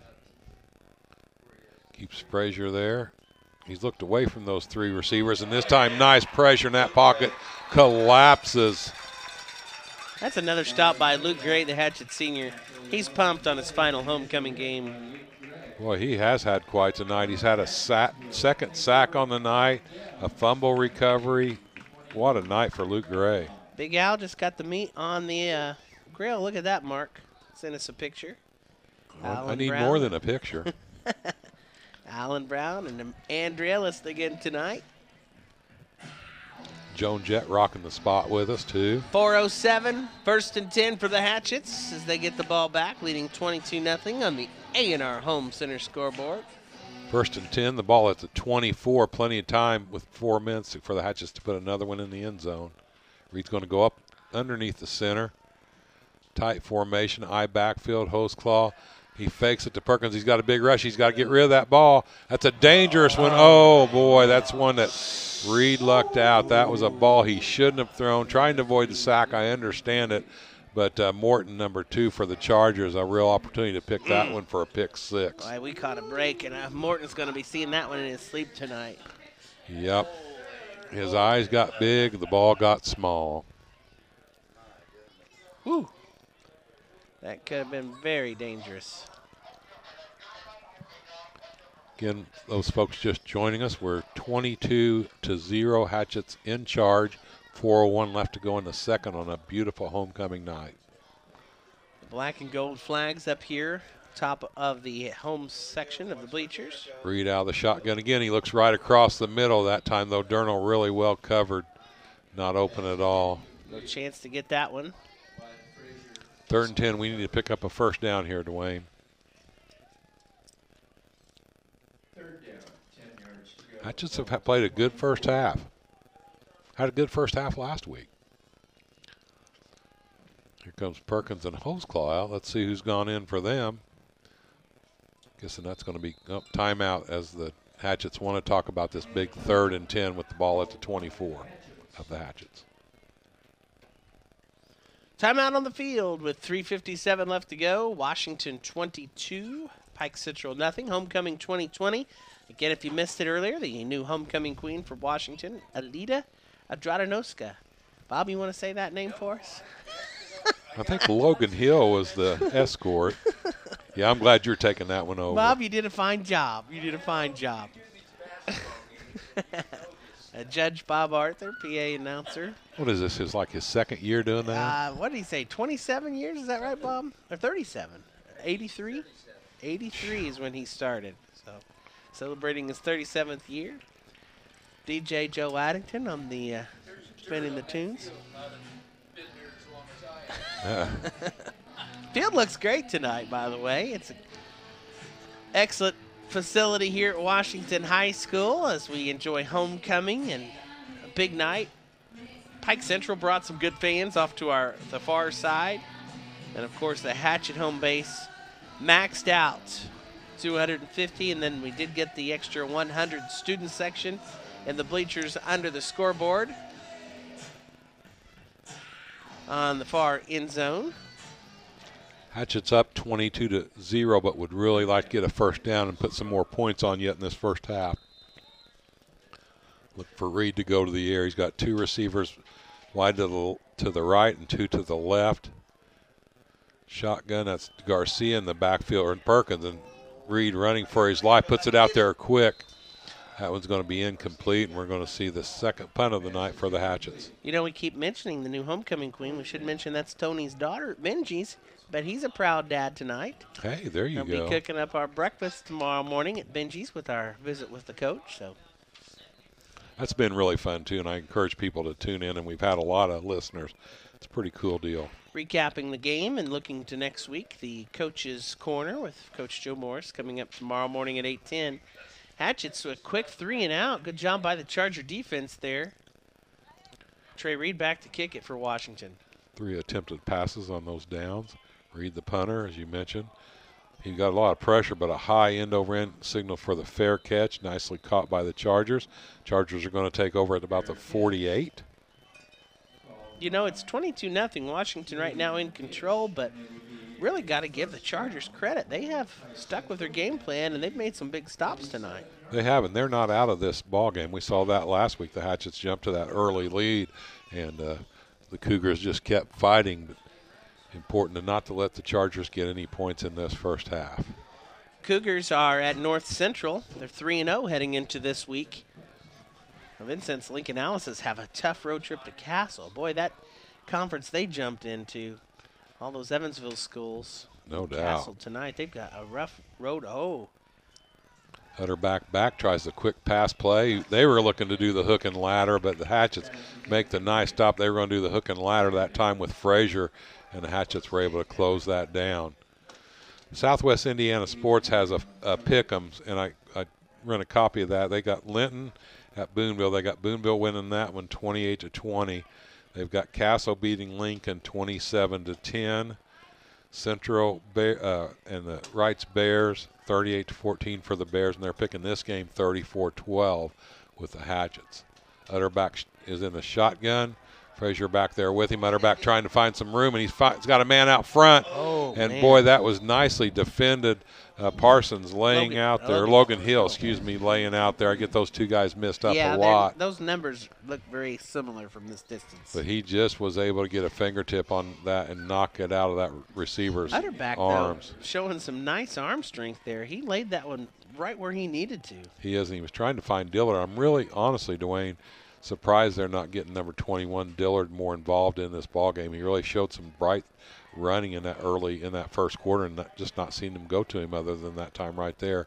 Blitz again shown by the Hatchets. Here comes everybody. That's Durnall with a lot of heat. Durnall back talking to the quarterback now, said, man, I was right there, and then Holtzclaw, the other guy back there in the back. 4th and 10, Hatchets with a 3-and-out. The Chargers send in the punt team. Coach Cody Chapman with Lady Hatchet Soccer listening in tonight. North Davies is at Rock Creek Academy. I'm sorry, I said North Central earlier. Thank you for that correction. They're playing at Rock Creek Academy tonight, looking to go 4-0 with that road trip. Another really good game tonight, Gibson Southern at Southridge. Southridge with a really good team, so is Gibson Southern. That'll be a good battle. They're picking the Raiders 24-21 in a close one. Garcia's the return man. Here's the punt away. Hatchets were showing heat on it again. Garcia an opportunity to catch this one, and that is ball's loose. I think the Hatchets were able to get on it as a Charger had his hands on it. Nearly a huge turnover. I want to give credit to that guy on the ground. They just helped up. I think it's Logan Hill. Logan Hill was saved the day right for there. That one. He pulled it away from the Charger defender who was right there, and had he not at a last minute got a hand on that to pull it closer to him and landed on it, that's Charger ball on the 20. Yeah, definitely. Line. So they've been kicking away from Garcia all night long, trying to get to the sidelines, and that time he had an opportunity, and he was just licking his chops and came up on it hard and not able to hang on. But nice save that time by Hill. Hatchets leading 22-0, 3:25 left to go in the second. Trey Reed's in the shotgun. He's got 3 guys to the wide right, 1 to the left. He's going to go the air again on the quick out this time. Completed. He's going to go for about 8 right on the sidelines. Is that, who's that? Dwayne, help me out there. I think that's Parsons on the reception. Nice quick out to stop the clock. Hatchets are going to try to manage this clock and get down there in scoring position. 2nd and 3 on the 7-yard completion. Ball resting on the 29. Here comes Hill, Carrico, Durno, wide to this side, Parsons on the left. I believe that's Perkins in the backfield, Reed in the shotgun. Reed looking to the air again. He's flushed out, trying to find somebody coming back to the right now. He's going to send Hoseclaw. He's got Hoseclaw, or excuse me, that's Carrico finds his way open, and a nice play from Carrico to Reed. Flag. Carrico. That's going to be a hold. Dang, that was a beautiful completion. Yep. The flag came before Trey released the ball. It's going to bring it back, I'm pretty sure, Mark. Yeah, I'd say you're right. But, boy, Carrico did a nice job seeing Reed coming this way, turn the play upfield, signal to his senior quarterback, and a really nice completion I really hate to see come back. All right. I want to give a shout-out to Jace Perkins' grandparents listening in Jasper, enjoying the game, rooting for their grandson, Jace.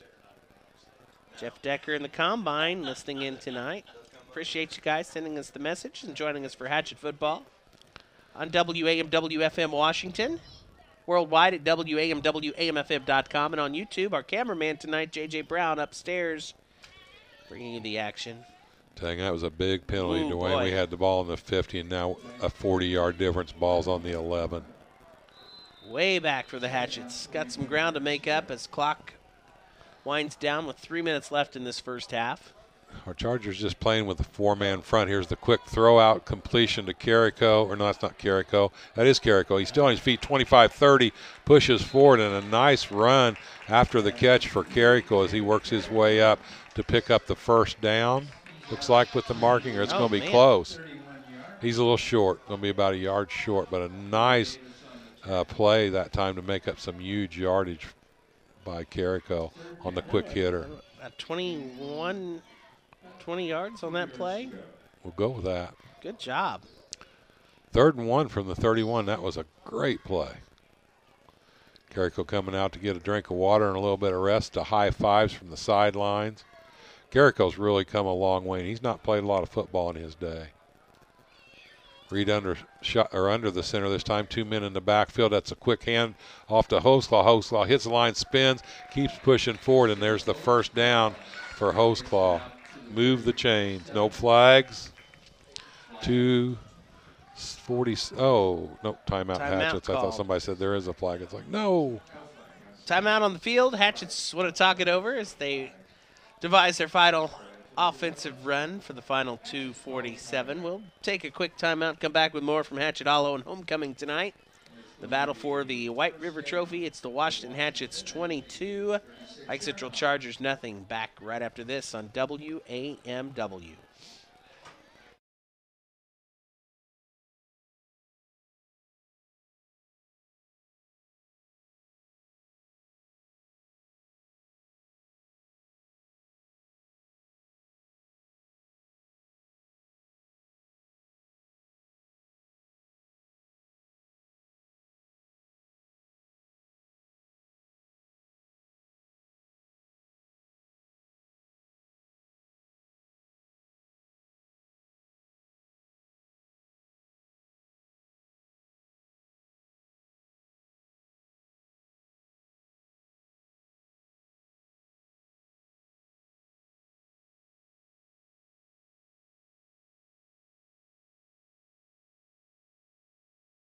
Final minutes ticking away in the first half, getting ready to. 2:47 left. Washington leading 22-0 over the Pike Central Chargers.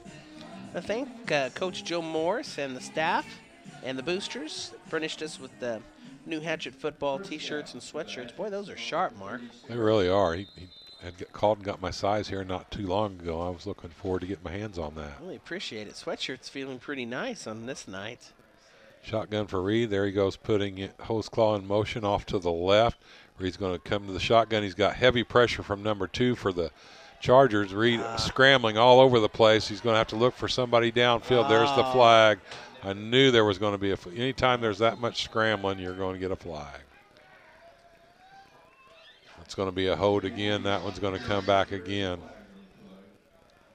Hatchets are again now their own worst enemy as penalties are starting to mark up against Washington. Mike Myers will have to send us an update on those. That was a hold. Negates a nice run by Reed. That's 2 nice plays that penalties have brought back. Those are a killer, Mark. They really are. They are, and it falls back to discipline. You've got to be disciplined and keep those hands in. It's hard to do, especially if a block gets away from you. You're on a scramble. Defender starts going the other way. You want to reach out there and try to slow them down, and the officials are not going to allow that tonight. Look at that, man! Oh, man! Wow! We just had the ball at the 36, and now we're down to the 12. It's going to be a first and forever as the 41. Holy moly! Blake Boyd listening in at home tonight. Hello to Blake Boyd. Appreciate you listening for Hatchet Football here in WAMW. Shotgun, quick pass out, trying to find somebody open, and does, but Pike Central does a nice job coming up. That was Hill on the catch, I believe. No, Simon Parsons. I apologize. Only gained about 4 on that, maybe 5. Down to 2:10. Man, this last 3 minutes has been an hour with these penalties. Flags, yep. One of the things that I'm not going to be happy about the first half. Other than that, it's been a pretty fine first half for the Hatchets. 3 receivers split wide to the right. Reed in the shotgun. He's going to look for the quick hitter out to Hoseclaw. Hoseclaw has it at 15, 20, makes a little shimmy move. Still on his feet, plows one guy, keeps those legs moving, and finally taken down at the 27-yard line. Did he get out of bounds to stop the clock? He does. Minute 38. It's going to be 3rd down. Pike Central calls it. Timeout, is that what I heard Judge say? Yeah, they called a timeout. I'll be darned. Chargers are looking to try to get the ball back, I think. That are just trying to agree, but still 2nd and long. They've got up on the board 2nd and 28, or excuse me, 3rd and 28. Ball's resting on the 27-yard line. This is it's a tough one, but they can pick it up. Hatchet's next home game, as the judge mentioned, October 9th, scheduled against West Washington. I was talking to Coach. I don't think that one's going to happen. I don't think that's going to be our opponent anyway. The game will happen, but we'll find out for sure who we pick up for that week. But I don't think it's going to be West Washington. Boy, and it's been a tough job for coaches and ADs and shuffling and filling and making things happen, but they've done a nice job. Again, so happy that we're still here watching high school football tonight. 22-0, minute 38 left to go in the first half. Washington leading. Homecoming tonight. 7 penalties against the Hatchets for 67 yards. There's a man in motion. That's Parsons. He's going to fake it. He's going to keep the ball. Going to find a little bit of room. He stays on his feet at 40. He's picked up the first down, still on his feet, 50. Driving forward, he's into Pike Central territory and finally taken down at the 34-yard line. I look back, Dwayne, and I see no yellow flags. That's what you call threading the needle, walking the tightrope over here on the sideline. Walking the tightrope is right. And the clock will continue to move, though. Hatchets, actually it stopped due to moving the chains. 1.5 minutes left. Washington. That was huge, a huge, long 3rd down pickup. Yeah, we had the ball at 1st and 44 to start this just a minute ago. Man, wide open across the middle, and right through his hands. Logan wants that one back. Oh, He's had a fine game tonight, though. We won't fault him. Sometimes that just happens. You got Reed's got a rocket. You got big eyes. And a rocket thrown at you. Reed really gets that ball out fast and hard. Well, we've mentioned it a number of times. Going on to continue his baseball career with the Trees. He'll be an Indiana State Sycamore next season. 1st and 19.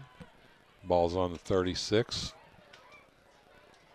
I said for a minute 19.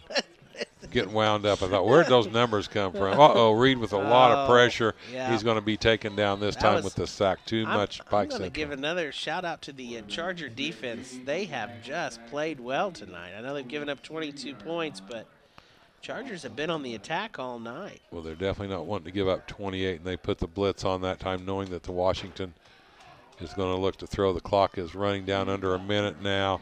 Hatchett's not going to stop it. Shotgun, though, for Reed. We're not going to stop playing. We're going to try to still put some points on.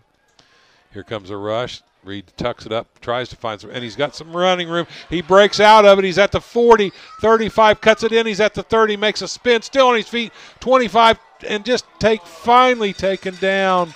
31 seconds left, taken down at the 21-yard line. First down. Woo, what a beautiful run by Reed. Man, that kid plays hard. 22-0, and the Hatchets work quickly now. Reed up under center there real quick. Spikes it to stop the clock. 25 seconds left to go. Let's see what the Hatchets can dial up. 2nd and 10 from the 21. Boy, Reed really did a nice job. Exploited the middle again, then found the seam outside to the left and just kept moving and spinning and driving. So a 2nd and 10. Play clock down to 20 seconds as Trey Reed looks for the play from the sidelines. Runs it in now to the huddle, and here we go. Hatchets would like to get one more on the board before they head into halftime. That's for sure. He's going to go in the shotgun.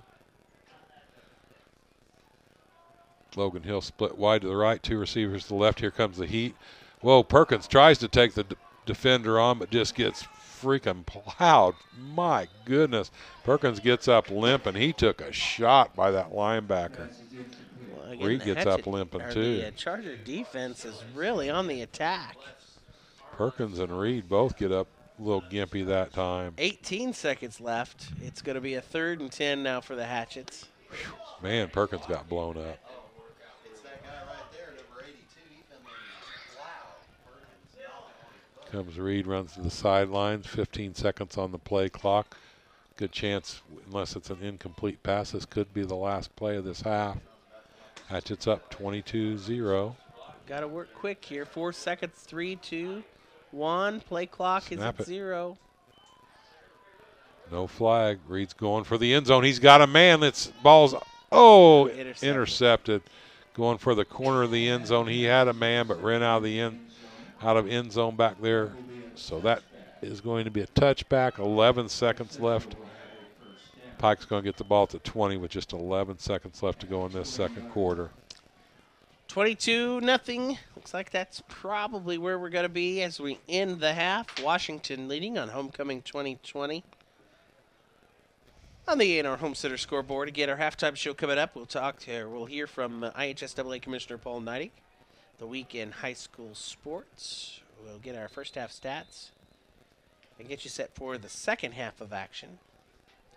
We won't get to see any homecoming floats at halftime like we normally do, unfortunately.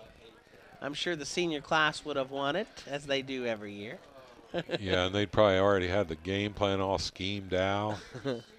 Utterback's going to hand. They're going to try a little trickery to end this, and they've got a man open if they can complete it. But that ball is nearly intercepted and knocked down.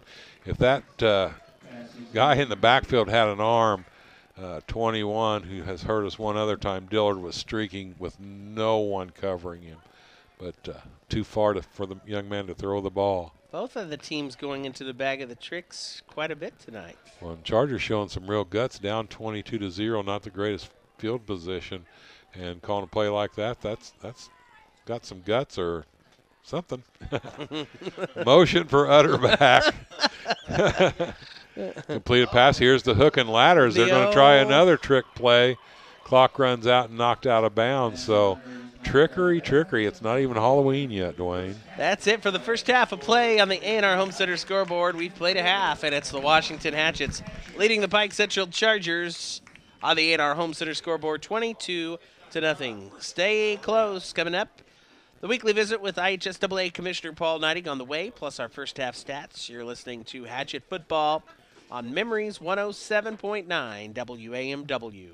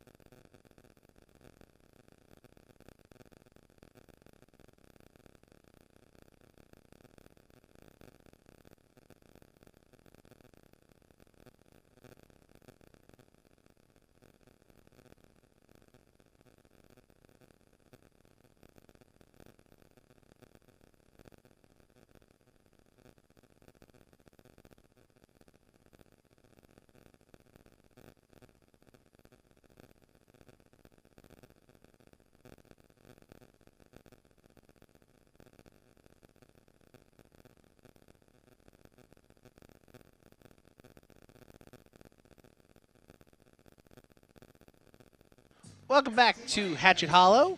It is halftime where the Washington Hatchets are leading the Pike Central Chargers on the 8R Home Center scoreboard, 22-0. And thanks to Mike Myers, our first half stats. Total offense, Washington 215 yards, Pike Central 51. Hatchets 19 carries for 127 yards. Pike Central 17 carries for just 26 yards. Passing, Trey Reed 9 for 22 with 88 yards, and 2 for 11 for the Pike Central Chargers for 25 yards. Penalties, 7 penalties against the Hatchets, 67 yards, 3 against the Chargers for 25. 9 first downs for Washington, 4 for Pike Central. Again, thanks to Mike Myers for helping with the stats. Great stats there. Scoring for the Hatchets, Perkins on the 10-yard touchdown got us on the board first in the first quarter. Hoseclaw had the 2-point conversion. He had another one later in the game. Second touchdown for the Hatchets was a beautiful 30-yard run by Trey Reed, our quarterback, and then the last score came on a beautiful 28-yard pass from Reed to Carrico in the second quarter, which brought us to 22 points. Turnover-wise, Luke Gray with 2 sacks on the night, also a fumble recovery, Reese Sternum with a fumble recovery, and Pike Central had the 1 turnover against us with the interception in the second quarter with the long pass trying to get the ball into the end zone. But Perkins has carried the ball 5 times for 33 yards, and he makes every possession count when he gets his hands on it. He does, and he took quite a shot. I was glad to see him get up and get well pretty quick out there after the blow-up that he took. Well, the student section getting involved as DJ Joe Addington got him up and running here with the cha-cha slide during the halftime intermission. Now the YMCA going strong. I saw the cha-cha slide came on, and Judge Arthur shot out of there. I'm guessing he was down there doing that a lot. He was leading the way, too, yeah. He's more of a locomotion guy, I think. Music adds a lot, though. I'm glad to hear that up here. The sound system sounds great, and things are alive and well at Shake Broadcasting. Well, glad to be a part of it for sure. And the trophy tonight will go to the winner. It's a traveling trophy. This rivalry is in its first year. We look for many more years to come. The Battle of the White River. You know, Mark, we had so many suggestions on what to do with the trophy this year. I had a fish, had, well, a lot of other things. You know, when you talk about a Battle of the White River, it could be a lot of things on that trophy. Well, and last night when I was at the field, we had some conversations, too, and we'll leave that private as well. Different things that we could do. We went with the safe golden football on top of the traveling trophy. But, maybe get a catfish or something etched on the side. I don't know. Nonetheless, it'll look nice in the trophy case to the winner, and it will be an annual tradition again. There were no floats at halftime because we did not have the homecoming parade this year, unfortunately. Really sorry to hear that. Got a message from Austin Boyd listening in the Combine. Thank you, Austin. Hatchets on top 22-0. Of course, Austin part of the team of our first quarter pregame sponsor, Bobcat of Davies County. The Boyd family, Greg and Austin and all the team proud to back the Hatchets tonight. I want to thank some other sponsors, too. Your Edward Jones advisors, Sarah Browning, Doug Bubalo, and Scott Cordova. Were you showing me something, Mark? No, I wasn't, Dwayne. Oh, I thought you were. Of course, our crew at Scoops, they always listen in. Daily Divine and the crew there at Scoops. Daily, our intern at the radio center. And we got another text from the Perkins family in Jasper, watching and listening to their nephew. North side of Indianapolis listening in today. Once again, Jeff Roach. He says, bring home the homecoming victory, Hatchets. Good to have everybody listening for sure. Looks like the late 70s again, he says. Here we go. That's back in your era, wasn't it, Mark? That's a day or two ago, that's for sure. You got a few on me, Mark. You got a few on me. Well, Dwayne, I want to talk about some more going back to yesterday when I was able to be down on the field and the brotherhood that these kids talked about. and you and I talked about a little bit on the phone today when we were setting up for coming up tonight. These kids have bought in, and when Coach asked, and the whole group's together, one of the seniors comes up without any asking or anything and said, hey, when I came out here, I weighed 275 pounds. I couldn't run. I was walking through the drills. I now weigh, and you're going to love this, 260.8 is his weight, and he's running the drills, and he said he couldn't do it without the guys there. Another story Coach told, he and Coach Iser are driving by in the West End and see some kids playing basketball on the side. Coach tells him to stop, goes out, asks the kids what they're doing, why aren't they out playing football. Kid said, I don't know why. Coach says, well, if I hit this shot, you're going to go out for a football. He goes, I'm not a basketball player, but God was helping me out.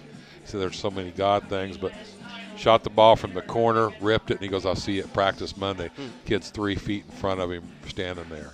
So then the big exclamation point, well, there were a couple of them on the whole night. He asked the players who feels like they're some part of something special and have a brotherhood like they've never heard or had before.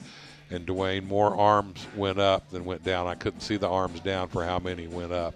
And when you see somebody come in and these coaches and the community and everybody getting behind and changing this atmosphere here at Hatchet Football, it's just so rewarding. Then lastly, Eric Miller from Providence Mennonite, I mentioned that a little bit briefly. He had to get together with the kids after they ate for the Thursday meal. Then they had to all said a prayer together and then a huge amen together. That's good things in this day and age, Dwayne. It really is. So many stories like that. And it's something you always remember, your high school football camaraderie and the friends you make and the plays, the big play. Mark, you can quote and remember every single play you had on that football field. You've shared many stories. Well, there's some we can and some we can't. Memory's not as good as it used to be. Billy Smith down there. Oh, Billy Smith, class of 1989, Washington Hatchets, from living in the DuBois area now. Come up to watch Hatchet Homecoming. Got a text from the Matthews clan. They are tailgating. Look at that view. Watching the game, listening, awesome, and enjoying it from their camper. Perfect. Parked in an undisclosed location. I got in trouble for giving their location last year, so we'll just say it's an undisclosed location. Vanilla Ice on the jukebox now. And the alumni's really come out for support, too. I heard several ran into Kyle Cornelius at Walmart today. He was tailgating out here earlier. Talked about the, I can't remember names, but folks coming from all over the place to come down here. Can't say that's happened in years past either. Well, homecoming always a big night, and Hatchets want to bring home the trophy of the Battle of the White River tonight. So far, they're in control, leading 22-0 on the A&R Home Center scoreboard, but we've got one half of football left. We'll be back with more as we get set for the second half. It's Washington 22, Pike Central nothing. From Hatchet Hollow, I'm Dwayne Shake with Mark Myers on WAMW.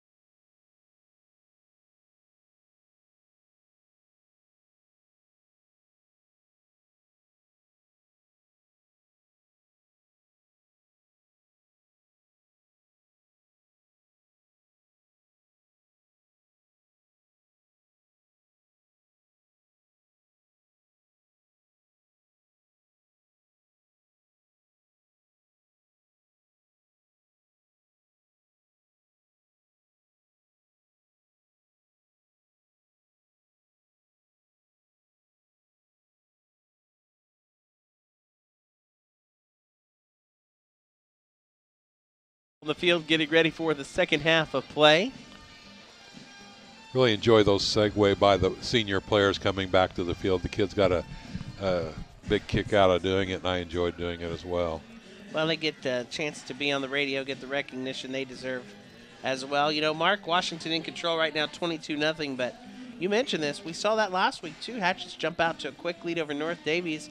Cougars claw back and end up getting the win last week. I don't want to keep going back to that one, but that one, I think, just got away from us. Yep, I think so, too. I believe that as well. Chargers are going to get the ball to start this second half, so they're going to have that first offensive opportunity. The Hatchets defense played very well so far. Mentioned Luke Gray with the 2 sacks and the fumble recovery. We've been blitzing a lot. Reese Durnall's been all over that quarterback as well for the Chargers, so I think we're going to see a lot of the same thing. Chargers with the score going to be forced to look to the air. Mentioned again, too, I'm really surprised they don't use the Dillard kid. That number 21 looked like he really was a force out there, but he's only touched the ball a couple times tonight. I think the scouting report helped the coaches out, too, because it seems like they do have some pretty good coverage on him. Yep, they're watching him pretty closely, but I'd almost put him in the backfield. It's been interesting to watch some of the trick plays on both sides tonight, and I actually like them on the Washington side. We saw the old hook and ladder. It worked well, and then actually even saw a flick back to Simon Parsons trying to throw it to the quarterback Reed on one play. Off a reverse, nonetheless. I like to see that, though. That keeps the defense on their feet at all times. Well, you know, you don't see a hook and ladder for 5-10 years easy, and then we've seen two, one good one and one that didn't happen for the Chargers, so pretty cool stuff. Big Ten football is going to be back this year. Yay. That was something that at first they had said no go, but now it is going to happen. So that was the big news in college football this week. That was good news. I've sworn off the NFL, but I'll jump into some good college football for sure. I did watch some NFL on last Sunday. Colts, not the best start they'd hoped for. They'll be at home this week. You know, only 2,500 fans get into the stadium for that one at home. I've been a lifelong NFLer starting probably since second grade, but checked out this year. Their numbers are way, way down. Sometimes you get what you deserve, sorry to say. We got high school football. We got some good high school That's football right. at that. 22-0 at the half. Washington leading the Pike Central Chargers on the A&R Home Center scoreboard. I want to thank some more of our great sponsors. Heller's Country Garden on State Street in Washington. Charlie Heller and the team have Mums Inn and lots of great fall decor. If you haven't checked out the place yet, stop by Heller's Country Garden on State Street in Washington. Also, a big thanks to Anna Lou Chapman. Anna Lou Chapman is your hometown RE/MAX real estate broker in Washington, proud to back the Hatchets.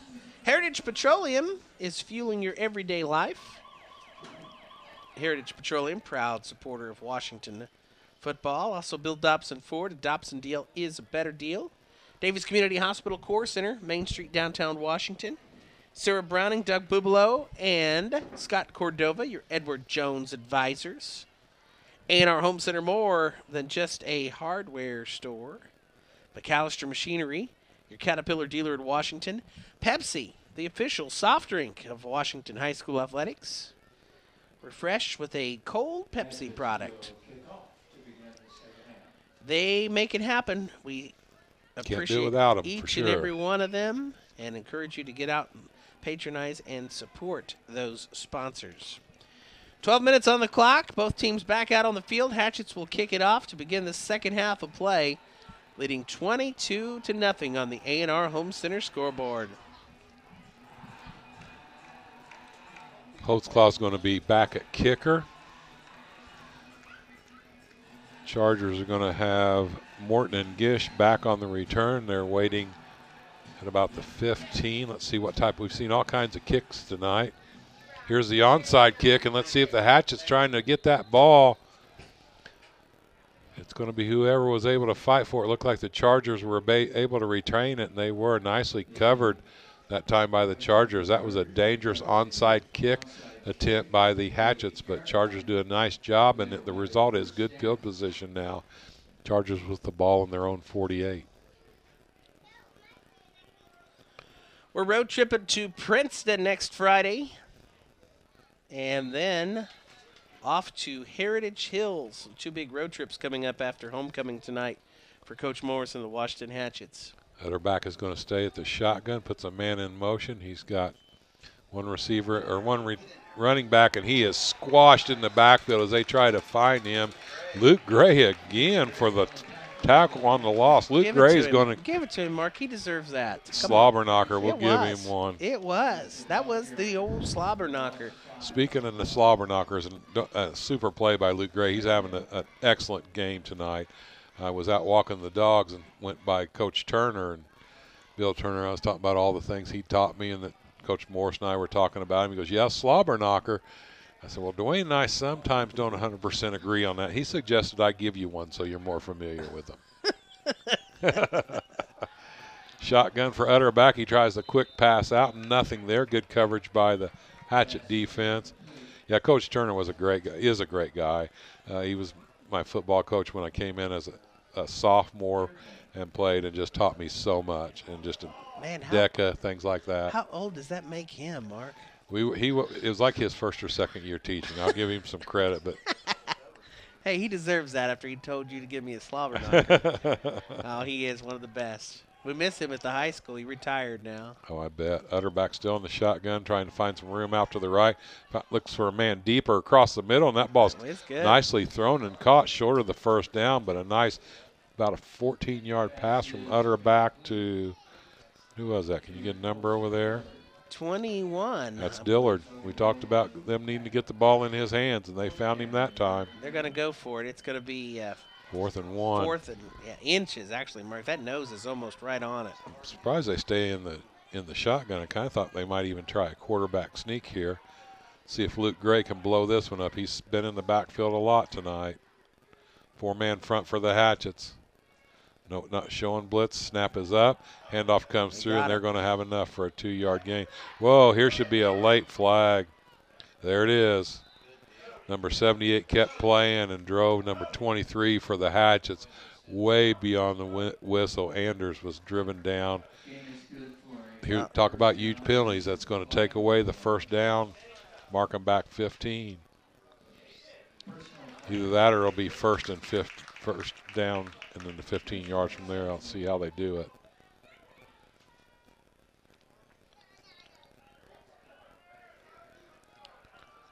Let's see what, more curious about where the down marker is going to be. It is going to be a first down, I do believe, Mark. Yep, they'll give him a first, but that pushes the ball back to the 45-yard line. So negates a great field position, but they do get the ball back with the down. So first down, ball's on the 45, 1st and 10. 11 minutes left to go in the third. So far, all Hatchets 22-0. Hatchets showing the blitz, 3 linebackers, and they're coming. There comes everybody. They're going to try to find the man deep. The flag is thrown, but that pass is completed on a beautiful pass to Utterback, and he is able to, the receiver is able to fight into the end zone. That's a 55-yard pass play from Utterback to, my guess is going to be Dillard, but I can't pick a number up over there in the celebration. No, number 3. 3. 3 is Gish. That was a nice play as the Chargers able to get on the board. I was looking for a flag, no flag. A very nice pass completion for the Chargers. Well, they did throw a flag, but it was a pass interference against the Hatchets. So they will wave it off and take the touchdown.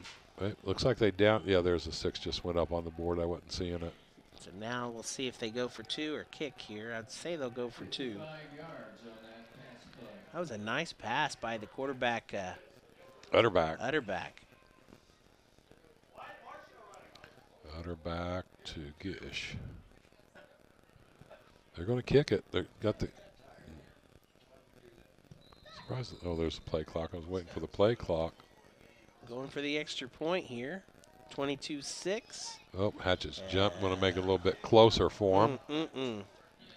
Boy, that's not the start Washington had hoped for here in the second half. Now they'll go for 2 as some new players are coming in for the Chargers. Half the distance to the goal. 22-6. Pike Central scores with just a minute and 15 into this second half on a 55-yard pass play. See if the Hatchets can come back and answer. It was Utterback to Gish. To Gish. Right. High backfield for Utterback. He's got a number 82 lined up at the fullback, goes in motion. They're going to pitch it to the opposite side, goes away, and the two-point conversion is good. Makes the score now 22-8, 10:45 left to go in the third. Pike Central was getting fired up. Wyatt Frazier ran that one in untouched, Mark. Yeah, they did the misdirection and caught the Hatchets by surprise. 22-8. Washington leading, but Pike Central gets the first score, and they'll kick it off to the Hatchets. 10:45 left to go in the third quarter of play. See Trey Reed and Hoseclaw and Coach Isa and Parsons down here talking about this next series. Trey Reed had a really sweet gesture, nice gesture for Brody Isa. Gave him one of his game 18 jerseys to wear to school today. So I saw that. Brody was pretty puffed up sporting that.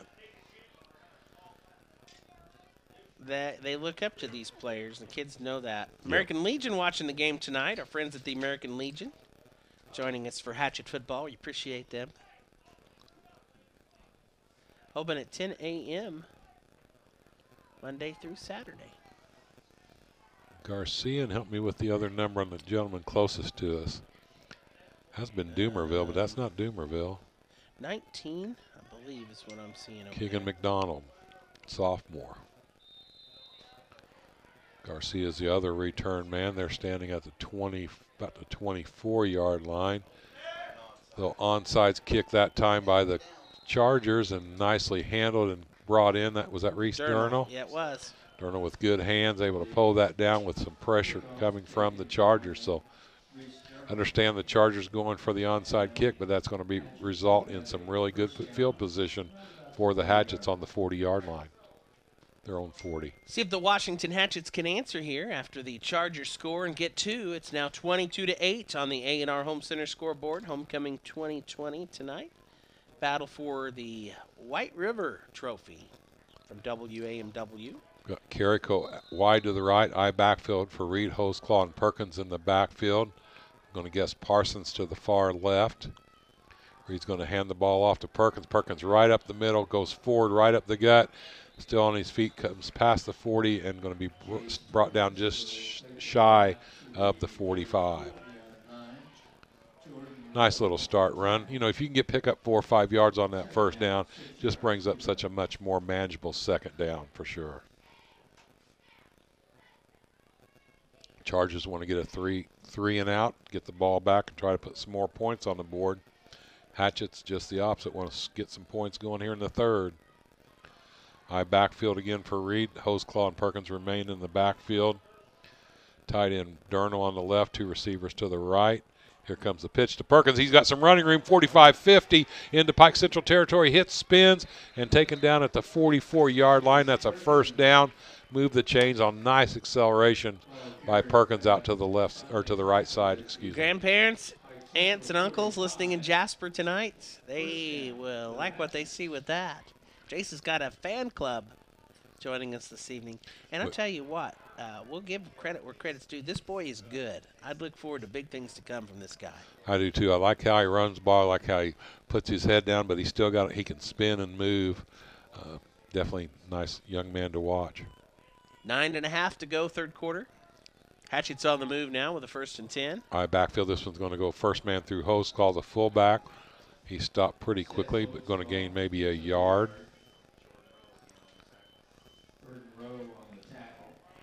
Second and 9.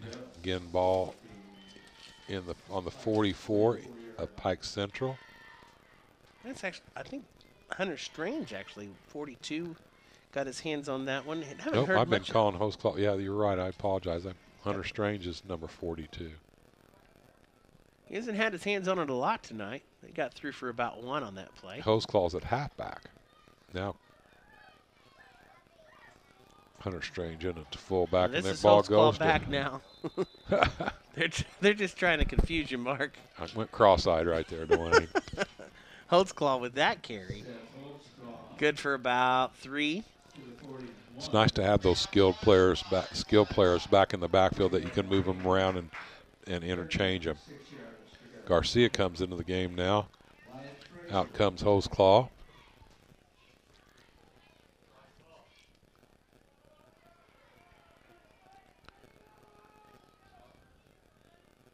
Garcia's going to split wide to the left. Durnall's going to be in the slot shotgun for Reed. Carrico goes in motion to the left. Reed's going to keep it and try to find some running room. Hunter Strange out in the front. He picks up the first down, still on his feet. Look at that acceleration. 30, still fighting forward. And finally, Reed is brought down at the 25-yard line.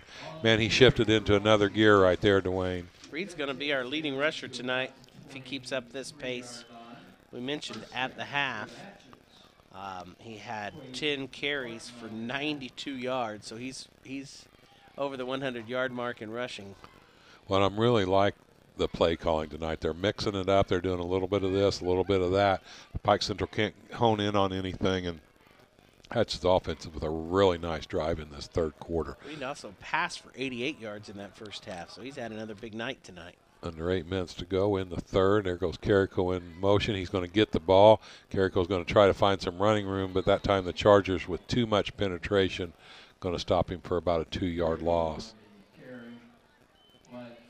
Chargers were not fooled by that one. Actually going to lose about 3.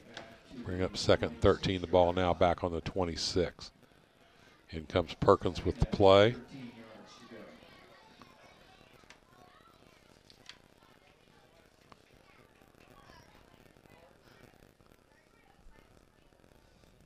Got some jersey numbers messed up here, Dwayne. 7 minutes left to go. Third quarter, 22-8 if you're just joining us. Washington leading the Pike Central Chargers. How the I backfield goes to Perkins. Perkins trying to find some running room up the middle. He's going to push and go try to get back to that original line of scrimmage. Gained about 2, so he's about a yard short from getting back to the line of scrimmage. So 3rd and 11, ball on the 23. Big third down conversion coming, Dwayne, even though it's 2-down territory right here. Make it manageable or pick it up.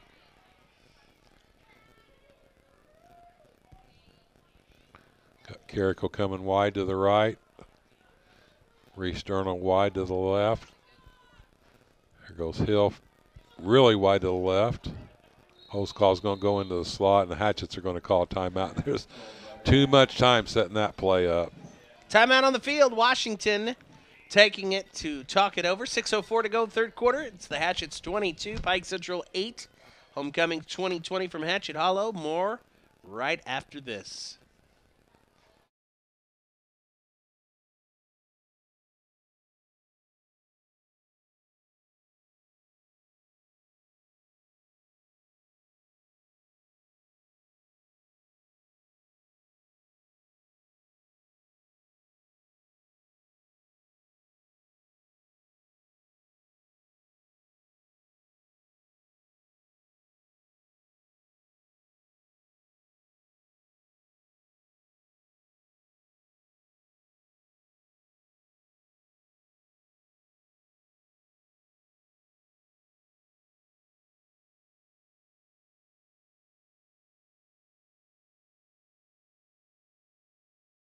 Have you with us for a football Friday night as the Washington Hatchets try to go to 2-3 on the season. Cheerleaders down there doing the go fight win cheer. I've heard that a few times in my life. Never gets old. The Hatchets again on the road next week, traveling to Princeton, and then a road trip coming to Heritage Hills.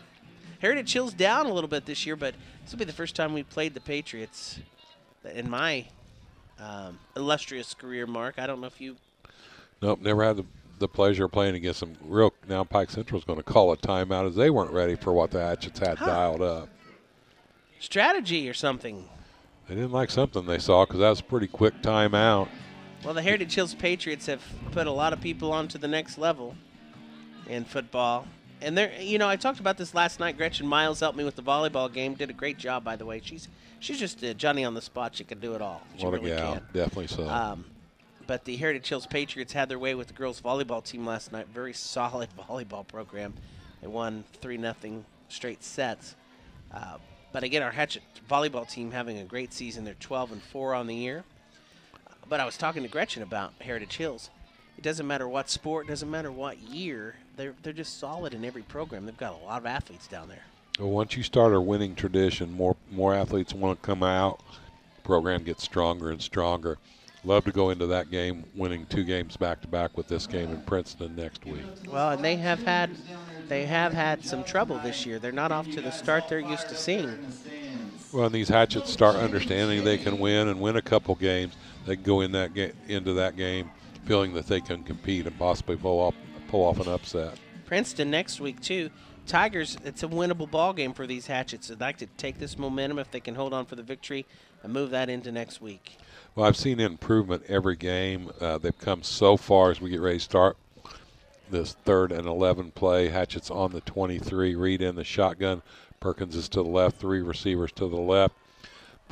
Reed is going to throw and just overthrows that time, not able to get the ball to Parsons. 4th and 11, Hatchets are going to go for it, I'm sure. Don't see Reed. I think that's the first time tonight we've seen Reed overthrow a receiver. He's really spot on, precision.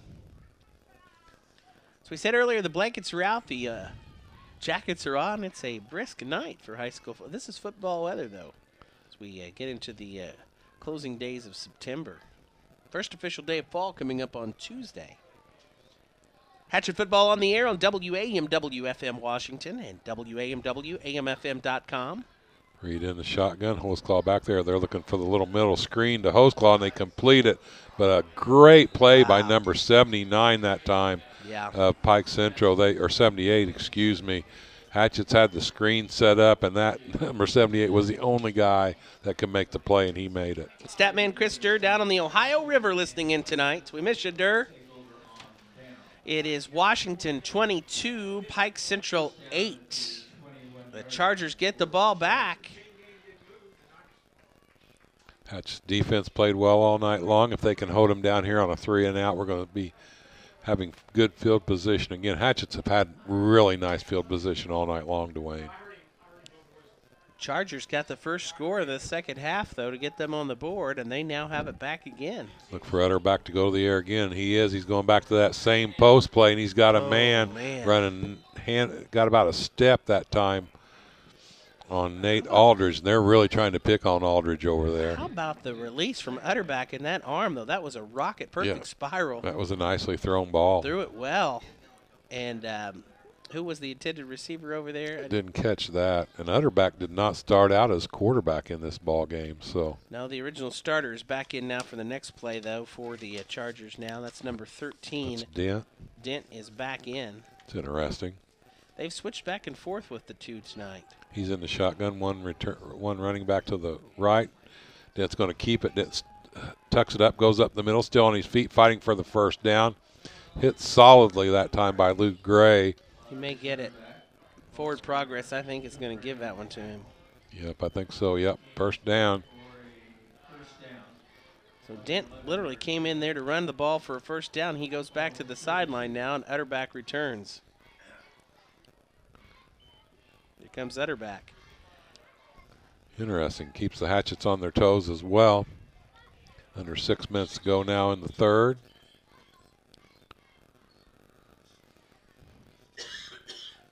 Utterback sits the offense. 3 receivers to the right, 1 to the left, 1 man in the backfield. He's going to hand that ball off. That's number 9 right up the gut, a place the Hatchets had trouble last week. Played it pretty well so far tonight, but a good run that time by Frazier. Chargers playing some inspired ball in the second half. They're pushing it forward, Mark. 2nd and about 2 now, and they're working quickly. Hatchets front 4 going to have to toughen up. That's a high snap to Utterback. He's able to get it, but he is hit quickly, and he's going to be driven back. Nice play by the Hatchets. Hatchets caught a break on that one because they were on their toes. They weren't ready for that quick snap, and the Chargers snapped it, and if Utterback could have moved there, he would have had some time. Well, it's amazing the Hatchet players were able to get into the backfield so quickly because, man, they were all over him. 3rd and 4, important 3rd down conversion. We need to stop him right here. Trips to the left. Utterback in the shotgun. He's going to look to the quick play out to the right. Caught and got a seam down the side. Receiver is caught. He's at the 49 of the Hatchets. Makes another cut, still on his feet. Arm tackles everywhere. Finally taken down on the 33, so a huge 3rd and short picked up by the Chargers. Gish. Yep, Gish again. Gish has hurt us tonight here in the second half for sure. 4:11 left in the third quarter. Pike Central on the move. 1st and 10. 22-8 if you're just joining us. Washington is leading. But the Chargers scored, got the 2-point conversion, and then now threatening to add another one here. That's defense is going to have to stiffen up out there. This game is far from over. Talk about 48 minutes, playing a full 48 minutes. Chargers now trying to exploit the center of the field with the Hatchets. Let's go, cheer block. We want to hear you over here. Get loud, cheer block. Coach Mickey White out talking to the defense. Coach Morris also have now walked back to the sideline. Be sure to join us tomorrow morning, 8:10 a.m. for our coach's corner visit with Coach Joe Morris. We recap tonight's game and look to next week at Princeton. It's our coach's corner live at Benji's tomorrow at 8:10. Come out and have breakfast with us and hear from the coach. Do that every week. Let's go, D. Big stop needed here, 1st and 10. Ball on the 34 in Hatchet territory. Utterback is at the quarterback, does the quick pitch out. That ball's on the ground. Gish does a nice job of just realizing he's got to cover that up, not try to make a play. They did it to you again. They switched out. Frazier. They switched out Utterback and Dent. Dent. Yeah, that was Dent with that pitch. Now here comes Utterback back in. So they're doing an every other play rotation right now with their quarterbacks. Somebody's just messing with my head. Well, one's number 12, one's number 13. They're both same stature build, so it is tough to see when they switch them out. So it's 2nd and 12 now on the 36 for the Chargers in Hatchet territory. 2 receivers on each side this time for the Chargers. They went with trips all night long. Going to look for the quick pass out to Gish, and he's hit just as he catches the ball but stays on his feet. Postclaw was the first man there. Luke Gray, I think, came in to follow it up. Also number 42 for the Hatchets, and Hunter Strange in on the stop as well. So the Chargers going backwards a bit. They lost another yard on that play. Hatchets did a really nice job of coming up and closing quickly on that one. Under 3 minutes now to go in the third.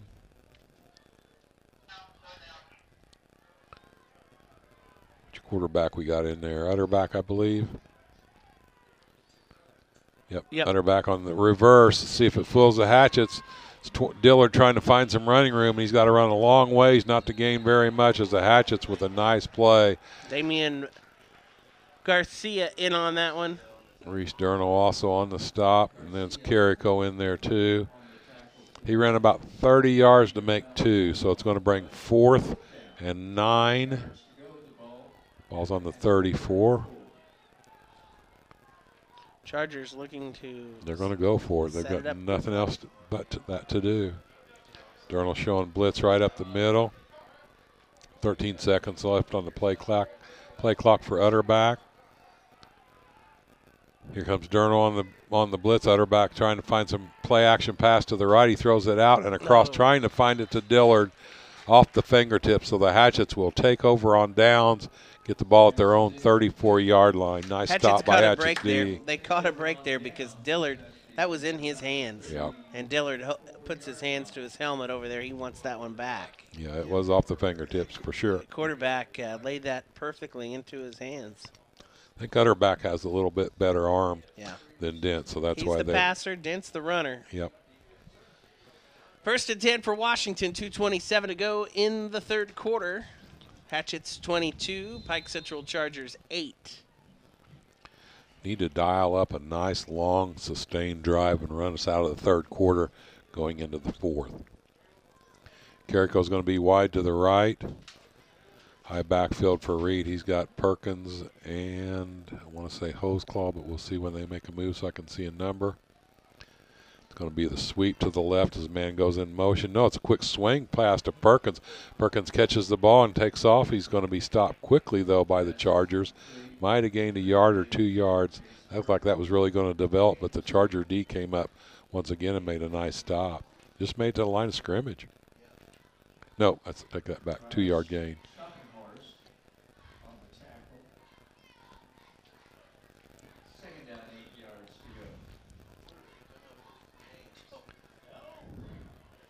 Hatchets D breaks the huddle. 1:54 left to go. Again, 22-8. The Hatchets. 2nd and 8 from the 35 with the I backfield. Reed under center. Hoseclaw's going to lead. And that ball's loose. Pike Central's got a real opportunity to pick that up and go in the end zone. See if they were able to fall on it. That ball was loose off of Perkins' fingertips. And Chargers with a huge turnover going to get this ball back. Oh, man. Oh, man. That's not good. That hurts. Defense is going to be rushed back out on the field quickly. 1st and 10 for the Chargers now on the 14-yard line. So they got a chance to make this interesting. Just not a clean transfer of the football, and the Chargers took a row for the Chargers there at the 15-yard line. 1st and 10. Hutter back on the play action pass to the right. He's trying to find somebody in the end zone. No good. Pass is incomplete. Trying to find Dillard again. That's his go-to man on these passes. He or Frazier. Hutter back going to the sidelines now. I caught that one, Dwayne. Dent in. 2nd and 10 on the incomplete pass. You got to watch Dent on the quarterback keep. Yep. He likes to run it. He sure does, and he's got Frazier back there with him. Frazier dangerous as well. 3 receivers to the right, and that's what Frazier's going to do, or Dent's going to do. He's going to try to keep it. Looked like the ball came out. I thought it did too, but he was able to hold on. Dent took a real shot at the end of that play, picked up 3. Here comes your passer back in. 3rd and 7. The ball's on the 12. A minute 15 now left to go in the 3rd. Dent runs to the sidelines or jogs to the sidelines. He took a pretty good shot at the end of that play. Pushed it through for about, 3 or 4 on that? Yep. 3rd and 7 is under a minute now. This will probably be the last play of the quarter unless it's an incomplete pass. Utterback's going to look for the corner of the end zone. Oh, that's a pass. They called pass interference. Dang it. So they're going to have the ball 1st and goal to go as the Hatchet defender just a little too much hands on the jersey. They've really attacked that right corner this 3rd quarter. There go those penalties once again for the Hatchets. Plagued them last week and plaguing them again this week. Chargers not showing any quit. They keep fighting in this game. They feel like they're still in it, and they are. 1 quarter to go. We've got 48 seconds left in the 3rd. 7 penalties for 67 yards in the first half, and they've got a 2 or 3 more in this 3rd quarter, so they're approaching the 100-yard mark in penalties again. Well, that was one of the keys of the game that we talked about. We had to shore it up and quit having so many penalties, and still something we definitely are going to have to work on. What do we got going on here, Dwayne? Just waiting for them to start the play. Yeah, it appears. Now they come out with it. Utterback's in at quarterback. High backfield this time for him. Backman's Frazier. Here goes number 82 in motion. They're going to go to the pitch to Frazier out on the right side. Frazier's going to look up, cut inside. He's hit. Looks like he's going to be taken down short of the goal line, but picked up a couple. 2nd goal to go. Ball is what on the about the 3, looks like. 2, 3 or 2 or 3.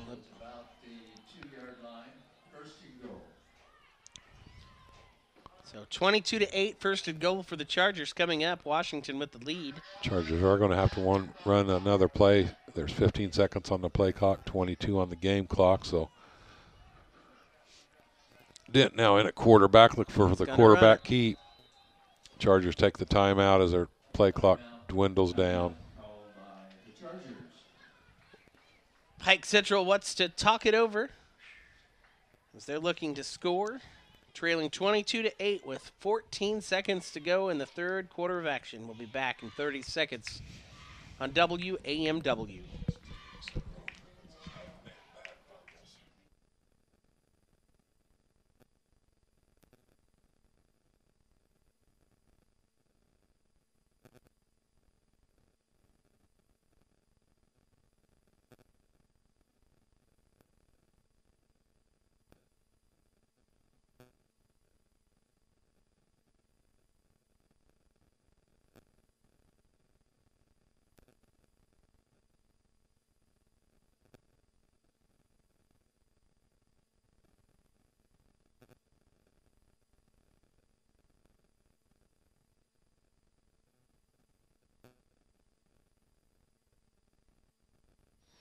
Welcome back to Hatchet Hollow.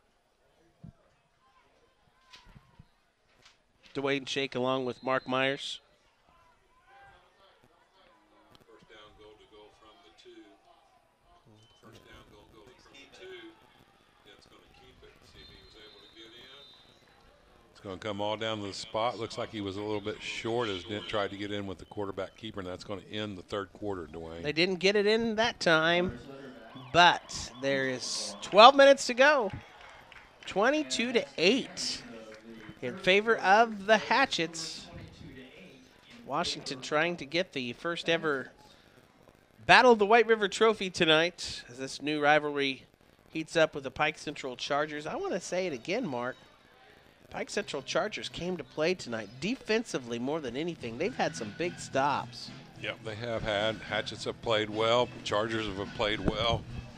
And we've got quite the ball game. There we are. Thanks, man. And I'll tell you what else. They've got a chance to make this game really close here. That's right.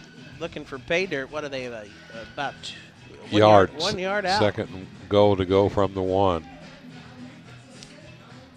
Hatchets cannot let up in this ball game. Turnover gave the Chargers great field position on the fumble.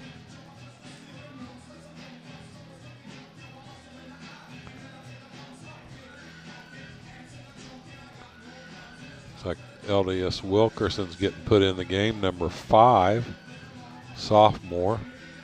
Coach is firing him up, see if he can get in there and make a play. Let's see where they're going to put him at. Here comes a player off the field. That's Perkins. So first and goal on the 1 yard line. Dent looking for the quarterback keep, slants up, and they push it in. So a touchdown for the Chargers makes this, as Dwayne talked about, a much closer game. We're looking at 14-22 right now. They may go for 1 or 2. We'll see here. Probably going to go for I won't say they're going to go for 2. 2. Nope, they're going to kick it, Dwayne. They have a kicker. They were going to kick last time, but the penalty. They're sending him in. Looks like he's a lefty, too. We don't see that. Nope, he's a righty. It's the guy that's going to hold it on his left. Number 16 doing the kicking. Hatchets jumped Did again. it again. And now it's going to be a 2-point conversion try. Hatchets, I don't know what the Chargers are doing to draw them off, but they've done it twice now. I just think the Hatchets are trying to get a jump, and they're jumping early. I don't think they're doing anything at all to draw them off. It's all on the Hatchets. They're going to stay with the kicking game. Okay. They must feel more confident about it. Sit down, and it's through on a perfect kick. Yeah, we've got a ball game, Dwayne. 22-15 now. 1 touchdown separating the teams. The Hatchets leading on the A&R Home Center scoreboard, but a lot of time left. 11:56 to go in this contest. Hatchets really need to buckle down and get a good drive and get some points, put some distance on this game. Pike Central will kick it off. The only thing that stopped the Hatchets tonight, Dwayne, is the penalties, and it's cost us a lot. Yes, it has. See if we can get a good return this time by Garcia. And of course, we have the band concession stand right down there by the scoreboard. Please go get a lot of your goodies tonight. They might even John Cahill, see him down. There's a loyal Hatchet fan if there ever was one. He's at every sport he can get to. Yes, he is. He's been around a long time. Garcia and McDonald back for the return this time. No sense in going for the onside kick if you're Pike Central. May do it for the element of surprise. Need a good return right here. High end over end. That's going to go to Garcia. Garcia gets it to 20, 25, 30. He's got a little bit of a lane. 35. Pushes forward, still on his feet. Chargers trying to tackle the ball. He's still pushing forward. I'm surprised we haven't heard a whistle. Garcia, they're going to mark him down at the 41-yard line. So a nice field position on the return back for Damian Garcia. Garcia just catches and runs. like a freight train, full tilt boogie. Looked like Straight ahead. McDonald was going to get it, but went a little bit deeper, and Garcia slid in behind him and got it and made a nice return. Well, the Hatchets have been on a drought in the scoring side of things. After getting those 22 points in the first half, they've been held quiet for much of the second quarter, I believe most of the second quarter and all of the second half so far. And we did score in the second quarter, but nothing in the third. And this is only our second possession in this fourth quarter. Or excuse me, in the second half, excuse me. Reed's at shotgun, 2 receivers on each side. Running back, here goes man in motion. That's Durnall in motion. Reed's going to keep it, try to find some running room. He's got some good blocking. 40, 35, crosses the 50, 40, 30, 20, 15, 10. They're not catching him. Look back, no flags. Touchdown. Touchdown, Trey Reed. What a game he's had. It's a 59-yard touchdown run by Trey Reed. What a game, what a game. We Reed's needed got that. some unbelievable speed. I mean, did you see that? He kicked in the afterburners for sure. Same thing last week. Exact same play, as a matter of fact. Got called back. I was so glad we were both holding our breath looking back here. No flags. That's going to count for a score, and that's going to put Reed well over 100 yards rushing tonight. He's just played a whale of a game. He had that one interception trying to make something happen at the end of the first half, but Trey Reed with a phenomenal game tonight. Hatchet's going for 28 to 15. Shotgun for Reed as they do go for 2, as Dwayne talked about. There goes Durnall in motion left to right. Reed's going to look to try to pick up the 2-point conversion. He's in as there's no one there to stop him. One man does get a hit on him, but 30 to 15. Talk about scoring quick, Dwayne. What'd that take, about 15 seconds? Well, all by himself. Trey Reed did that for the 2 and the score. And there goes the bell. So Trey Reed has run for 2 touchdowns and thrown for a touchdown tonight. And as Dwayne talked about, well over 100 yards, probably getting closer to that 160, 170 yard on the night. A big, big night. Good blocking up front. Like you said, Dwayne, man, he hit that 40 and then he just kicked it into another gear and had a real separation. Nobody was stopping him. Nobody. Or had all kinds of separation. Hatchets will kick it off now with a little insurance that they much needed. It's 30 to 15 in favor of Washington. 12 carries for 169 yards now for Trey Reed. Awesome. Big night. Big homecoming night for Trey Reed and all the Hatchets. Thank you to Mike Myers again. Definitely appreciate that, Mike. Joe and Dwayne, I appreciate some more AC/DC tonight. You know my AC/DC rule, Dwayne, you never play 1, you always play 2 in a row. Oh. Here's a high kick as the Chargers trying to find. That ball's loose. And man, the Hatchets had it in their hands, and the Chargers sneaks out of there, and the Chargers able to get that ball. What a great kick by Seth Holtzclaw, though. Did you see that? It's about 30 yards straight up in the air. Yeah. I mean, that's not easy to do. No, that is a tough kick. He did it perfectly, though. Hatchet's a real opportunity to recover that fumble. Man, it was loose. So the Chargers are going to have good field position, the ball at the 41-yard line. 30 to 15 in favor of Washington. Guess an Utterback's at the quarterback position. Shotgun, there goes Dillard in motion. Hands the ball off to Dillard, and nicely played that time by the Hatchets. 52 on the stop. Edwin, help me, Dwayne. Trillo. Edwin Trio. Nice play, man. He got back there, and Dillard's not an easy man to bring down one-on-one, but he did it. 11 minutes to go now. Hatchet's 30, Chargers 15. It's amazing how close those guys, they have it a 34-12 game. We're 30 at 15 right now. Looked like a little bit of movement on the Chargers that time. That's going to cost them 5 and some time on the clock.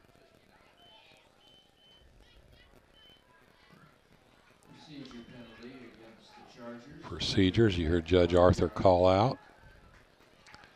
It's going to move the ball back to the 30. Second down and what, about 23, 22 yards, yep.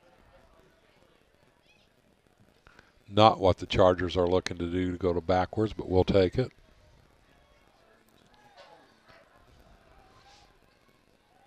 Utterback stays in at quarterback. What's that? Timeout, Dwayne. Timeout, Pike Central.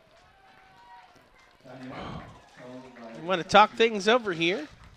10:33 to go in the contest, 30-15 in favor of your Washington Hatchets. Well, you had some questions ready for Coach after last week's game. You got some ready for him this week, Mark? Yep, I always do.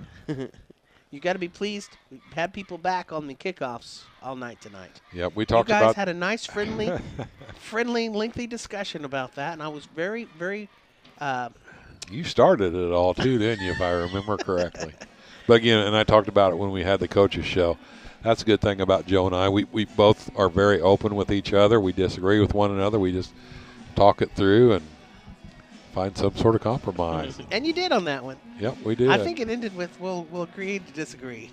Well, I got a promise out of him never to do that again. I invoked the older person. I'm older. You just need to listen to me. He goes, hey, I'll look at that like an upperclassman. So he went with the flow. I appreciate that. That hasn't happened tonight. Nope. I even got a commitment from Coach Eyes on that Thursday night as well. Shotgun for Utterback as he tries to get the Chargers back in scoring position. Handoff goes, the ball's loose. So they try to hand it off to Frazier, and the Hatchets with the big fumble recovery. Help me, who got that recovery, gang? I'm trying to see who they're. Oh, that's 52 again. 52. That's Rio. Torrio with the fumble return. That is the third fumble recovery for the Hatchets.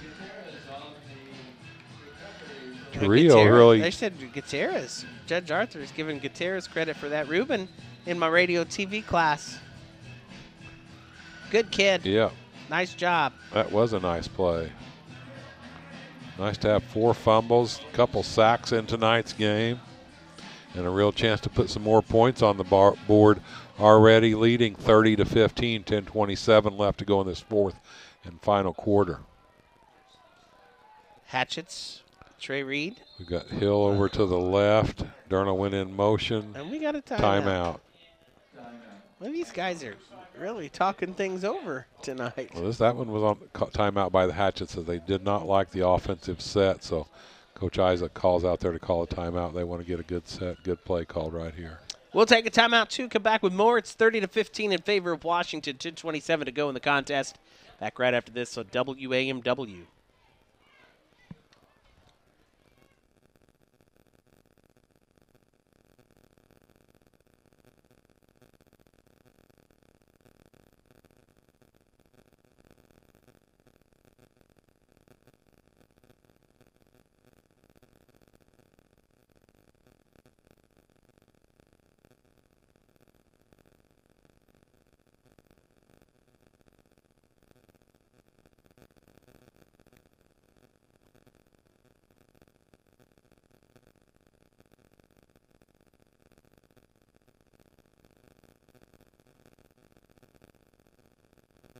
Welcome back to Hatchet Hollow. Dwayne Shake along with. Welcome back to Hatchet Hollow. Dwayne Shake along with Mark Myers. I'll get it figured out here, Mark. I got too many buttons.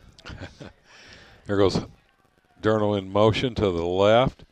Going to look for the quick pass out. That's to Carrico. Durnall with a nice block to free Carrico up. Carrico still on his feet. Finally run out of bounds at the, what we're going to say, 12-yard line. But a sweet block that time by Durnall, able to knock the Charger back and give Carrico that little seam that he needed. You're going to give him one of the post-game awards tonight. You have to. We've mentioned his name all night tonight, Reese Durnall. He's done a tremendous job. Yep, I've got them all in place. I know how I want to do this. So I love it. Man with a plan right there, Mark Myers, ladies and gentlemen. Scary. This is the most organized I've ever been in my football broadcasting career, but I'm excited like the rest of the community. Reed in the shotgun. It's going to look to the air, forced out of the pocket. He's got a good rush, able to complete that and throw that out. A nice catch on the knees that time. Trying to pick up a number. Parsons. Number 4, Parsons, with a nice catch. Back to about the original line of scrimmage, I think. Reed did a nice job of getting that ball out of there. He had a lot of pressure that time, but just really alertly gets that ball out of his hands. Hatchets again looking to put some more points on the board, under 10 minutes to go. Shotgun for Reed. Holtzclaw in the backfield. There goes Darnell in motion again. Reed's going to keep this and tuck it up. He's got a nice yards, puts the shoulder down. Touchdown. Trey Reed. 36-15. 9 yards. Yeah, nobody was stopping him on that one. So the Hatchet's starting to pull away now, 9:29 to go. So Reed has run for 3 touchdowns and thrown for 1 tonight, Dwayne. And they're going to go for 2 as they have all night long. As you mentioned, our kicker injured right now. Well, he was at 169. He's going to push the 200-yard mark rushing this evening. Awesome night. Think he might get any hardware tonight, Dwayne? Probably. I backfield as we go for the 2-point conversion. Hand off to, is that Perkins. Garcia or Perkins? Perkins, and he stopped as Chargers, again, playing till the end, do a nice job stopping for 2, but not before the Hatchets with the commanding lead, 36-15. There goes the bell one more time.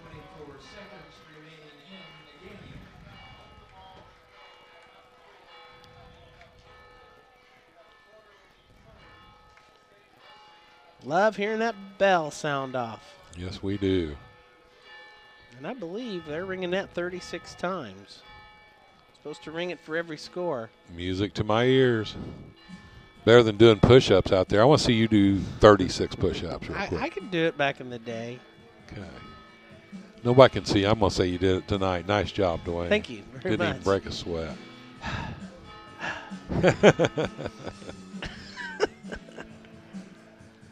Holtzclaw is going to retain the kicking duties. That last one was a sky-high ball that landed at the 40.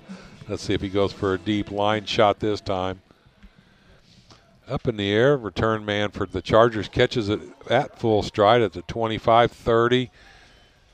Taken down at the 39-yard line, so a little bit deeper kick. Gish. Gish has been involved a lot tonight.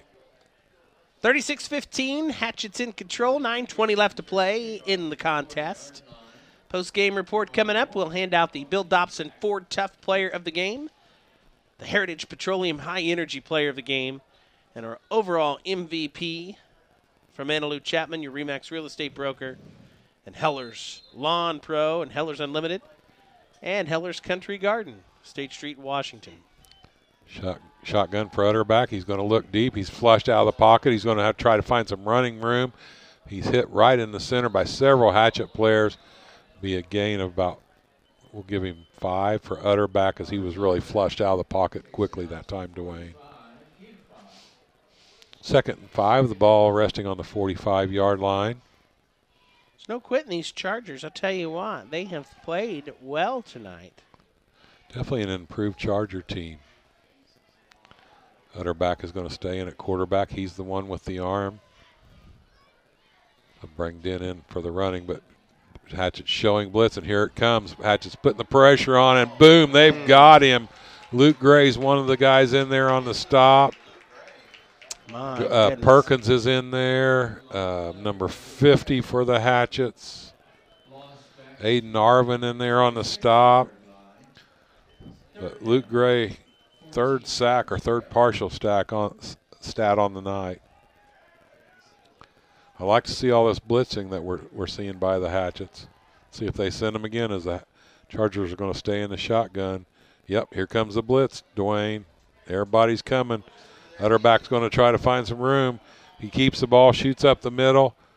With the blitz, finds some running room. He's going to pick up about 7 as a heads-up play by Utterback as the Hatchets send everybody in the kitchen sink. Hatchets know the Chargers have to pass the ball, so they're really putting the rush on. And Utterback heads up play by keeping the ball. 4th down now and 3. Pike Central, and there's a flag. Let's see where that one comes from. If it gets the Hatchets, it gives the Chargers a 1st down. If it's against the Chargers, it's going to be a lot more. A little chit-chatting going on. Looks like it's going to be against. Nope, he makes the turn. Against the Hatchets, so that's going to give him the 1st down on the penalty. Against the Hatchets. Hatchets were lined up in the neutral zone. It's another penalty that we just can't have, Dwayne. You got to be aware of where you're lined up. Look down that line, see where the ball is, and make sure you're in the out of the neutral zone. 1st and 10. Utterback in the shotgun here. Hatchets are showing blitz again. They're going to send both linebackers and everyone. Utterback with a nice throw out there very quickly. Hatchets defender. It's number 2 that made a nice close. That's Pierre Walter Charles closed down very quickly that time. 2nd and 10. Ball on the 48-yard line. In Hatchet territory, we've got 7:18 to play. Washington leading 36-15 over the Pike Central Chargers. Shotgun again for Utterback. Here's a big rush. He's hit as he throws the ball away, goes for a little screen, completes it. That's number 3. Gish again, and a nice 1st down pickup by the Cougars, or excuse me, of the Chargers, as they tried to make a play off the blitz by the Hatchets and did it. You got to credit Utterback on that. He got rid of it quickly. He did, made a nice pass over to Gish. He took a hit as a answer to it. Gish was there to clean it up. Gish is going to stay in the backfield. Utterback's going to stay at the quarterback in the shotgun. Coach is calling the play in from the sidelines.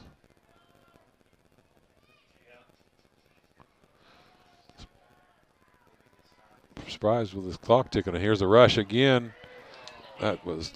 And he broke through it. Yep, he did. Utterback. Who did he break that? That was. Line of scrimmage. I think that was Reese Durnall coming it through was. on that one. Hatchets are bringing it right at him in your face. Yeah, they know that Utterback's looking to throw every time, and they are blitzing every single play, being aggressive. I like it. 2nd down and 10. Utterback's going to sprint to the right on the play action pass, tries to find number 82 in the flat, and not there. 3rd down, 10 yards to go. Hatchets have really put a lot of pressure I on heard him. Joe mention Luke Gray there just a minute ago. Luke has had a tremendous night tonight. He He's had has. some big plays. Yes, he sure has. It's going to be tough narrowing it down to just 3 players getting the awards this evening. It is tough, but believe it or not, I've got it done to win. Well, I trust your judgment, Mark. Let's coach change. Oh, and the Hatchets jump offside. That's one thing we can look. Yeah, we got to get rid of these penalties. We've had enough in these 2 games for the whole season. We'll get a check with Mike Myers and what his penalty count is. I know that's going to add 5 more to it. It's really the only thing, like we talked about earlier, Dwayne, that have hurt the Hatchets. We've had two turnovers, but the penalties definitely by far outweigh those turnovers. Shotgun for Utterback. Hatchets jump again, but that time no flag. Utterback must be really hitting the hard count as we saw the Hatchet players jump. 3 receivers to the right. Utterback with a quick slant. And what an interception by Hoseclaw. Beautifully played. Hoseclaw's at the 40, still driving forward. Taken down finally at the 49-yard line. And what a beautiful reach. He got up in the air, one-handed that one, brought it down for the interception. He grabbed that in midair. That was well beautiful. Done. Huge, huge interception for Seth Hoseclaw. And the Hatchets get it back. Hoseclaw's had a nice game tonight, too. Yes, he has. 10 penalties on the Hatchets tonight for 82 yards. Pretty much mirror image of what we saw last week with North Davies. Yep. But luckily, tonight, we're on the top of the scoreboard, 36-15. 6 minutes left to go. Hatchets have the ball back, 1st and 10, right at midfield. Here's Carrico out here. They go throw a quick pass to him. That defensive backs giving him 10 yards right now. I backfield for Reed. He's going to hand off. That looks like it's handed off to Perkins, and he's going to be hit quickly for a 3-yard loss.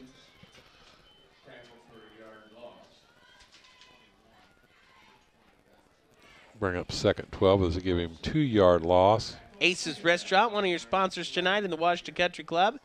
Daniel and Aces will be opening the dining room next week. Stay tuned for the details here on Memories 107.9. Big thanks to Williams Brothers Healthcare Pharmacy, your hometown pharmacy team. Proud to support our area athletes. Aces has a killer fish sandwich, Yeah, Dwayne, by the way. great steak, great tenderloins, too. Edley Mortuary, caring for you when you need the care the most. Proud sponsor tonight, saluting the Hatchets. Shotgun for Reed. That's going to be a illegal procedures. He's got a man deep, 2 men deep, but that one's coming deep as the Hatchet player that went in motion cut up the field just a little too soon. 2 guys open that time, but it was coming back all the way. I think, not sure which Hatchet cut up there just a little too early. Tonight's game brought to you by the podcast, Birdie's Bourbon and Basketball. They talk sports each week. Brian Emmons and his friends. Be sure to download the podcast wherever you get your favorite podcast from. It's Birdie's Bourbon and Basketball. Talking sports each week. Also, big thanks to Goodman Seavers Funeral Home on State Street in Washington. D2B Pest Control. D2B means death to bugs. Pepsi, the official soft drink of the Washington Hatchets. And Bobcat of Davies County. And Boyd & Sons Machinery. The Boyd family and Bobcat of Davies County. Proud to bring you tonight's game. Also want to thank Boyd Grain. Tom Boyd and the team at Boyd Grain, always proud to support our area athletes. I was trying to figure out what they were talking about. Whatever was, I think there was a penalty that was declined. It's going to be 3rd and 12 for the Hatchets. The ball on the 47. Reed's going to be in the shotgun. 2 receivers on each side, 1 running back in the backfield. Reed's going to be flushed out to the right, trying to find some room. He's got it tucked all the way. He's taken off. He's 40, 35, first down, still on his feet, and finally taken down at the 25-yard line. And unbelievable acceleration again by Trey Reed.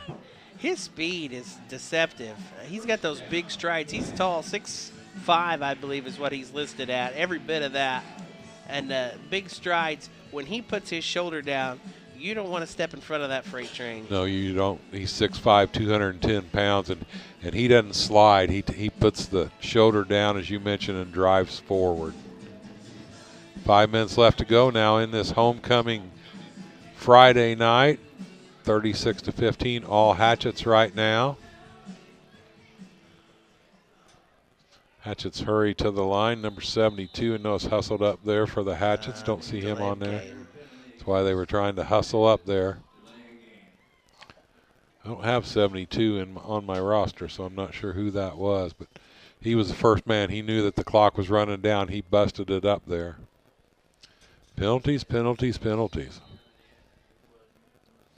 Reed has surpassed the 200-yard mark in rushing, 14 carries, 206 yards for Trey Reed tonight. Impressive. That's very impressive. Under 5 minutes left to go now in the 4th. 1st and 15. The Hatchets have the ball at the 29-yard line. Carrico wide to the left. Man in motion coming to our left. Reed's going to try to keep it and do the blind side. Takes off with everything. Looked to go to the left. He took off to the right. Picked up a few. Let's see where they mark him. Picked up about 5, so it's going to be 2nd and 9.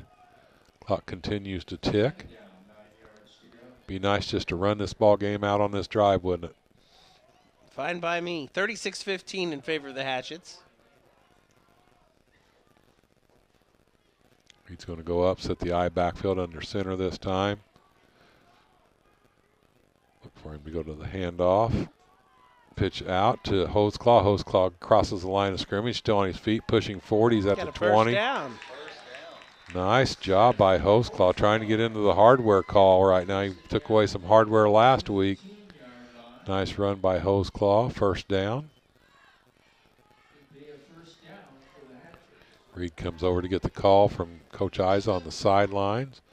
1st and 10. Ball on at the 14-yard line. Hatchets wanting to put a few more points on the board.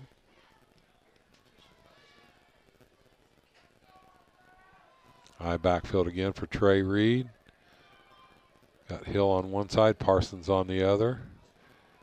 Handoff goes to, is that Perkins? Yeah, Perkins with the quick burst. It's going to gain 7 to bring up a 2nd and 3.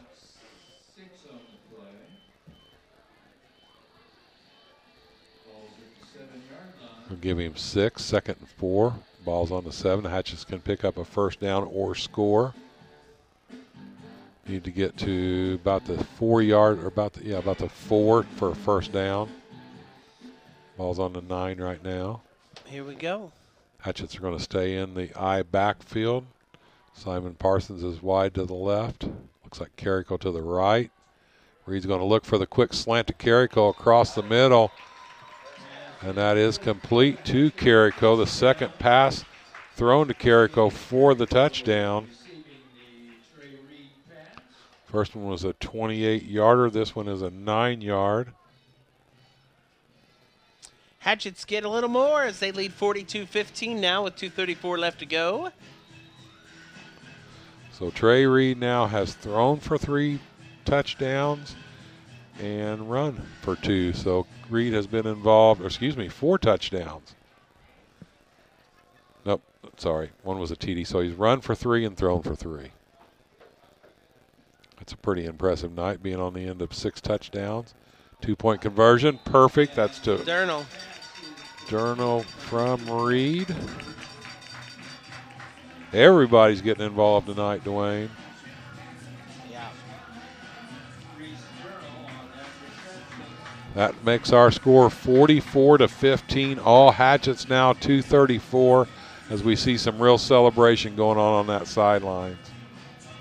He ran for 3 and threw for 3 touchdowns? Yep. Is that what you said? That's what I said. He threw to Carrico twice. And who was the other one?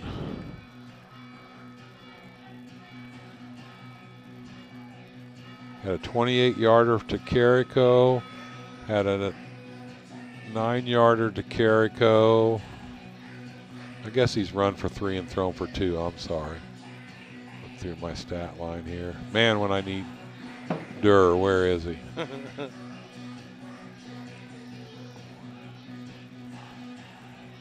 Yeah, run for 3, thrown for 2. Then turnover-wise, we've had 3 sacks, 3 fumbles, and an interception for the Hatchets against Pike Central tonight. Wow, look at that kick, Dwayne. Drives them back to the 12.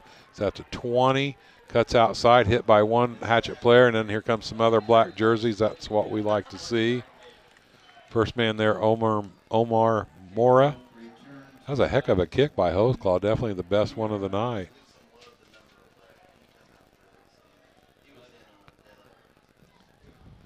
.226 left to play. The Hatchets can hold, and that looks like this one's going to go to Washington. They're in control 44-15 on the A&R Home Center scoreboard. Good night for the Hatchets. Utterback's going to stay in. He's the passing quarterback in the shotgun, a low snap, but he brings it down, throws a quick pass out there. You can tell he's feeling the heat now, Dwayne. He's just getting rid of that ball as fast as he can. Play really didn't have time to develop. Hatchets are bringing everybody right at him. Oh, they blitzed. We've blitzed all night long tonight.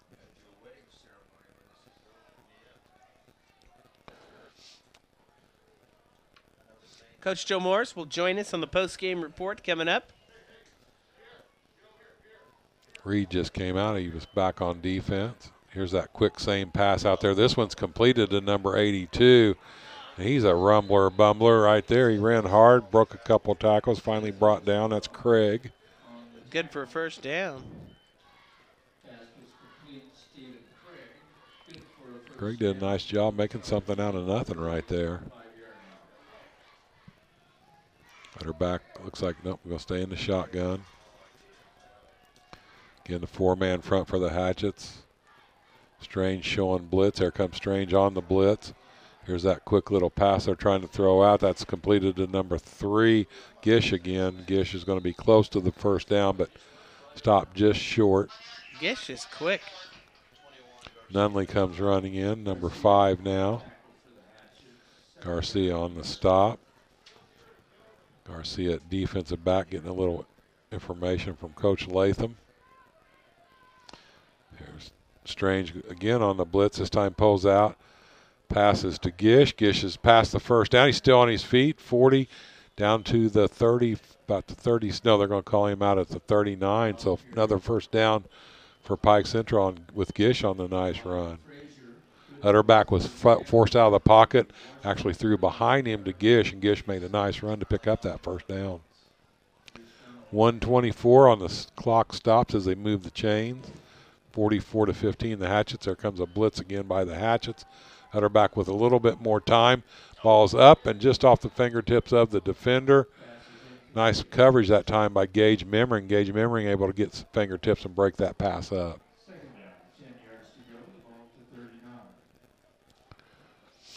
Second and 10 from the 39.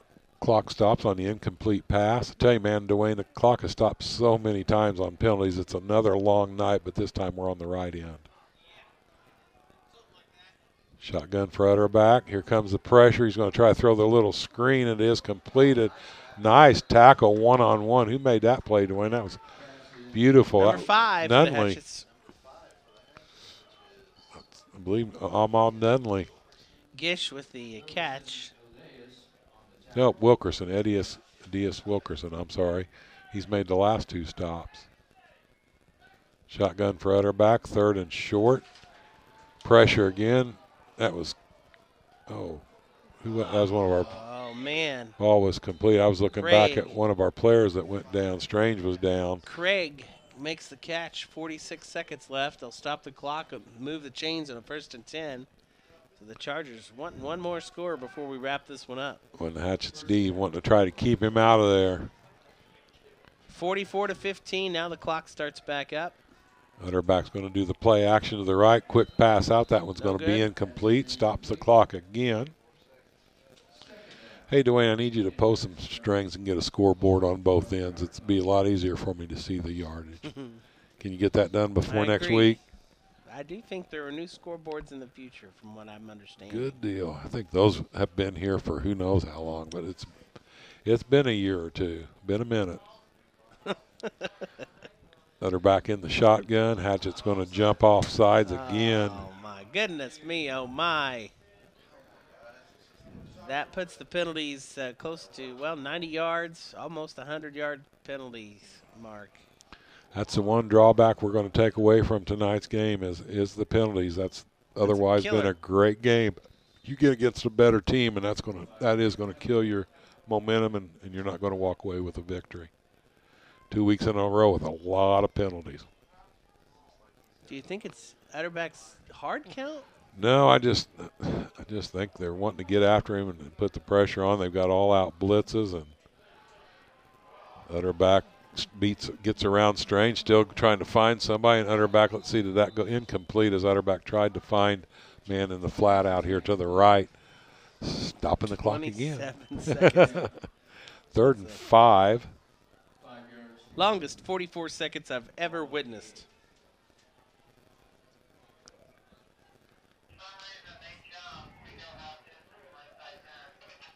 Chargers waiting to get the play called in. Good victory tonight for the Hatchets, though. Very good victory.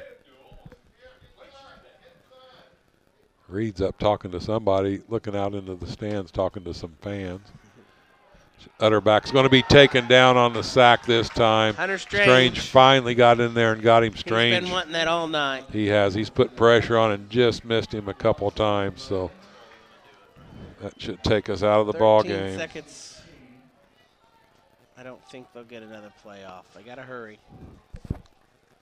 They're going to get one more. Yep. The snap is good. Utterback's play action. He's going to throw the ball quickly. Completed. And he does get in for the score as the clock sounds. So Pike Central is going to get 21 points on the board now. So we stand 44-21, and the Hatchets have won this ball game. Homecoming 2020. Well, the Hatchets get their homecoming victory tonight, 44-21 the final. defeating the Pike Central Chargers and claiming the Battle of the White River. There's Athletic Director Larry Cochran and the heading to center field to present it to the victorious Hatchets. Proudly sponsored by WAMW. I'd like for Mike to get us Trey's total yards if he could, please. Absolutely. He'll be tallying those, and we'll have those, as well as our post-game awards coming up after this timeout. Washington 44 and the Pike Central Chargers 21. You're listening to Hatchet Football on Memories 107.9. So we see the celebration and the joy of the kids. Look at that, Dwayne. That's what it's all about right there. Hope we're not on the air.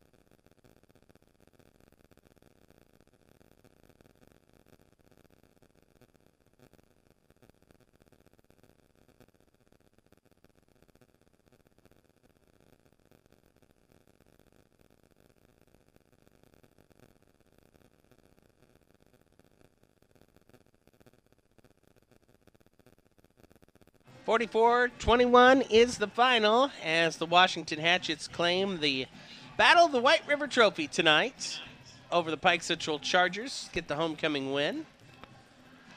The team hoists the trophy up high. Well, a really cool moment. Once they got the trophy, they ran down to the student section. Student section met the players at about the 10-yard line and a big celebration there. And such a cool thing to see for sure. We're waiting on Coach to come up. It was a big night tonight. Trey Reed, as I mentioned, ran for 3 touchdowns, threw for 2. Carrico on the receiving end of a couple of those.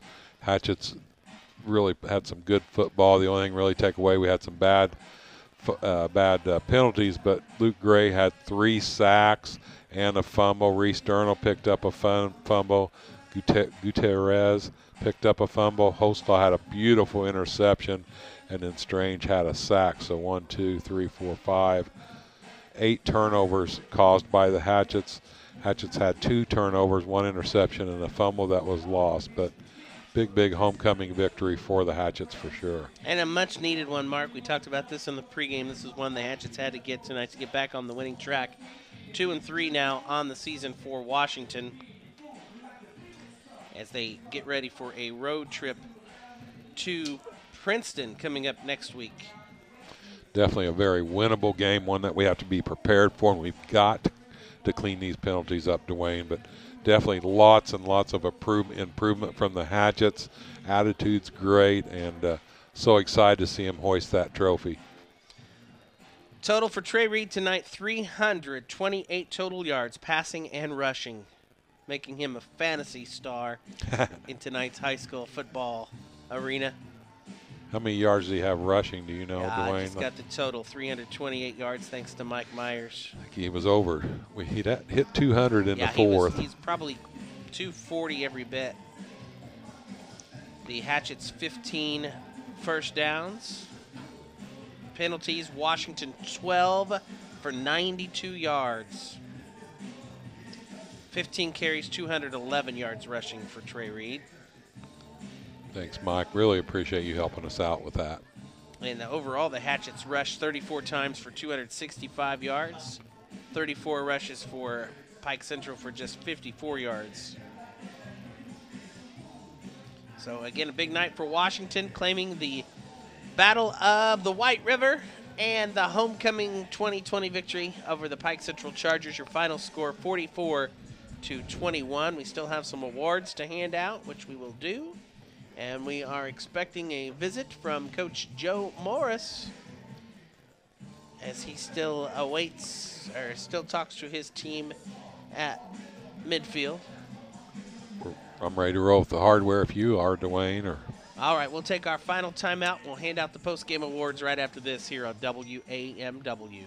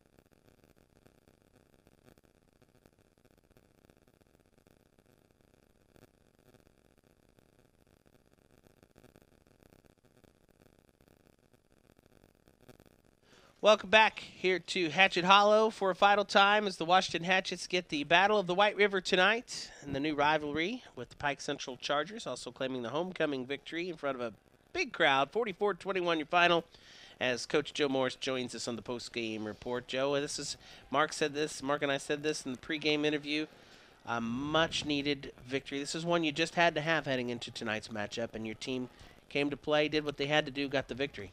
Yes, we did. Like I said in the past, phase two. Go ahead. Phase two. This was a must-win for us to start our winning ways. We have a 9-week plan, and right now our kids are celebrating the Battle of the White River. Well, it's great to see the celebration. Had all the players run down to where the student section was, and they met at the 10-yard and celebrating. And still, as we look out there, Coach, and it has to do your heart good to watch these kids celebrating, cheering, holding up the trophy. This was a big night for Washington Hatchet football. It was. We talk about every day, every week, every game, an opportunity. Again, it sounds redundant, but it's just fact. 48 minutes. Yep. And our kids are learning to play 48 minutes of football. They're learning to have fun. The fun part's winning. Right now we're having a lot of fun celebrating that. But, it goes back to the process and them understanding the process. And that process each week, we keep raising the bar, turning on the heat, and getting ready for, how we look. Trey Reed, 328 total yards in offense tonight. He was just a machine, 211 rushing and just under 100 passing. Big night for Trey, your senior quarterback. He did a great job. And what's beautiful about it is that not only with Trey understanding the system and the offense and the why, we got guys that are starting to figure out the why. And it's been a slow process. I'm not going to hoodwink you on that. It's been a slow process. You know, we've seen what we're capable of and how that translates into wins, and sometimes that hasn't. But, again, tonight had a great game, showed great leadership, and there was no better time than on homecoming. Well, I really liked how Trey looked to the middle of the field. When he got pressure this time, he broke to the middle field, gained yards, and then was able to break out to the outside. And, man, his afterburners, he's got another gear once he sees an opening, and he can just go down that sideline so well. Isn't it fun to see our kids grow?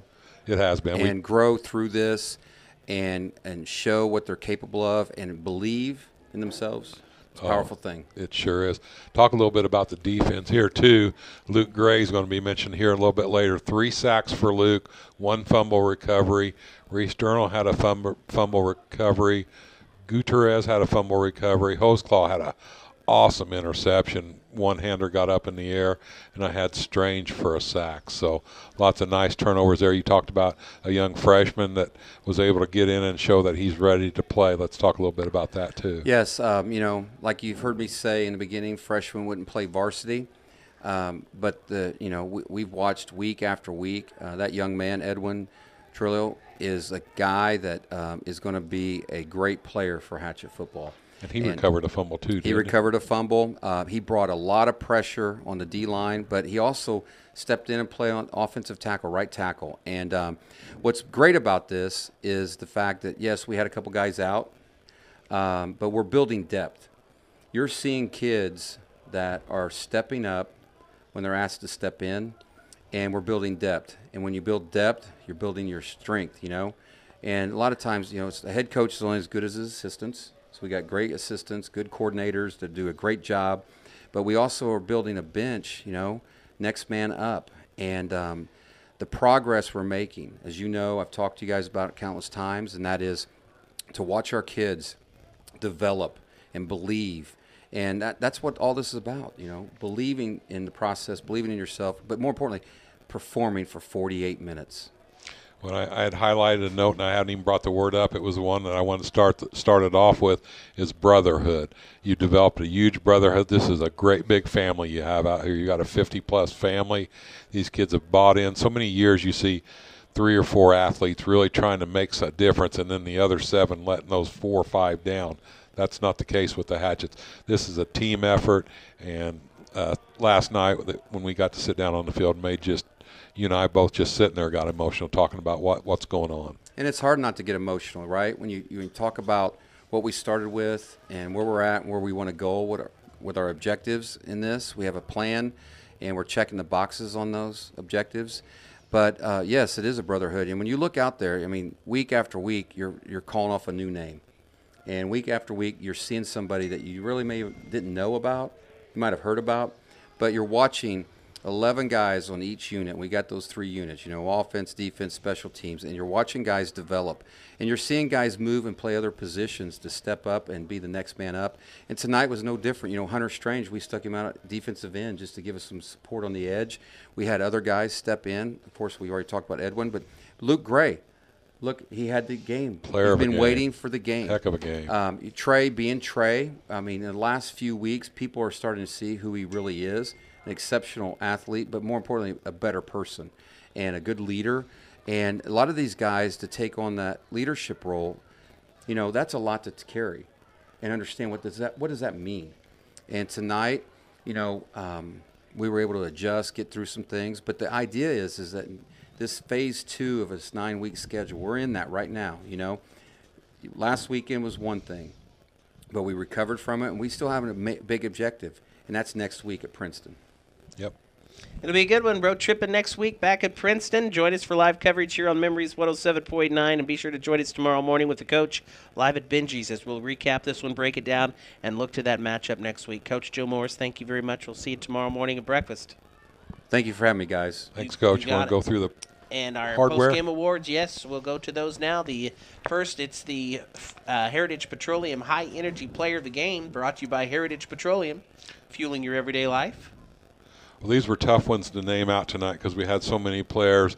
Holtzclaw is going to get an honorable mention on this, but the high-energy player tonight is Reese Durnall. Reese didn't get to play last week and just had a lot of big plays tonight. He came to play. Yeah, we called his name out a lot. Excellent outing for Reese Durnall and Seth Holtzclaw. Congratulations, Reese Durnall, our Heritage Petroleum high-energy player of the game. The Bill Dobson Ford Tough player of the game, presented by Bill Dobson Ford.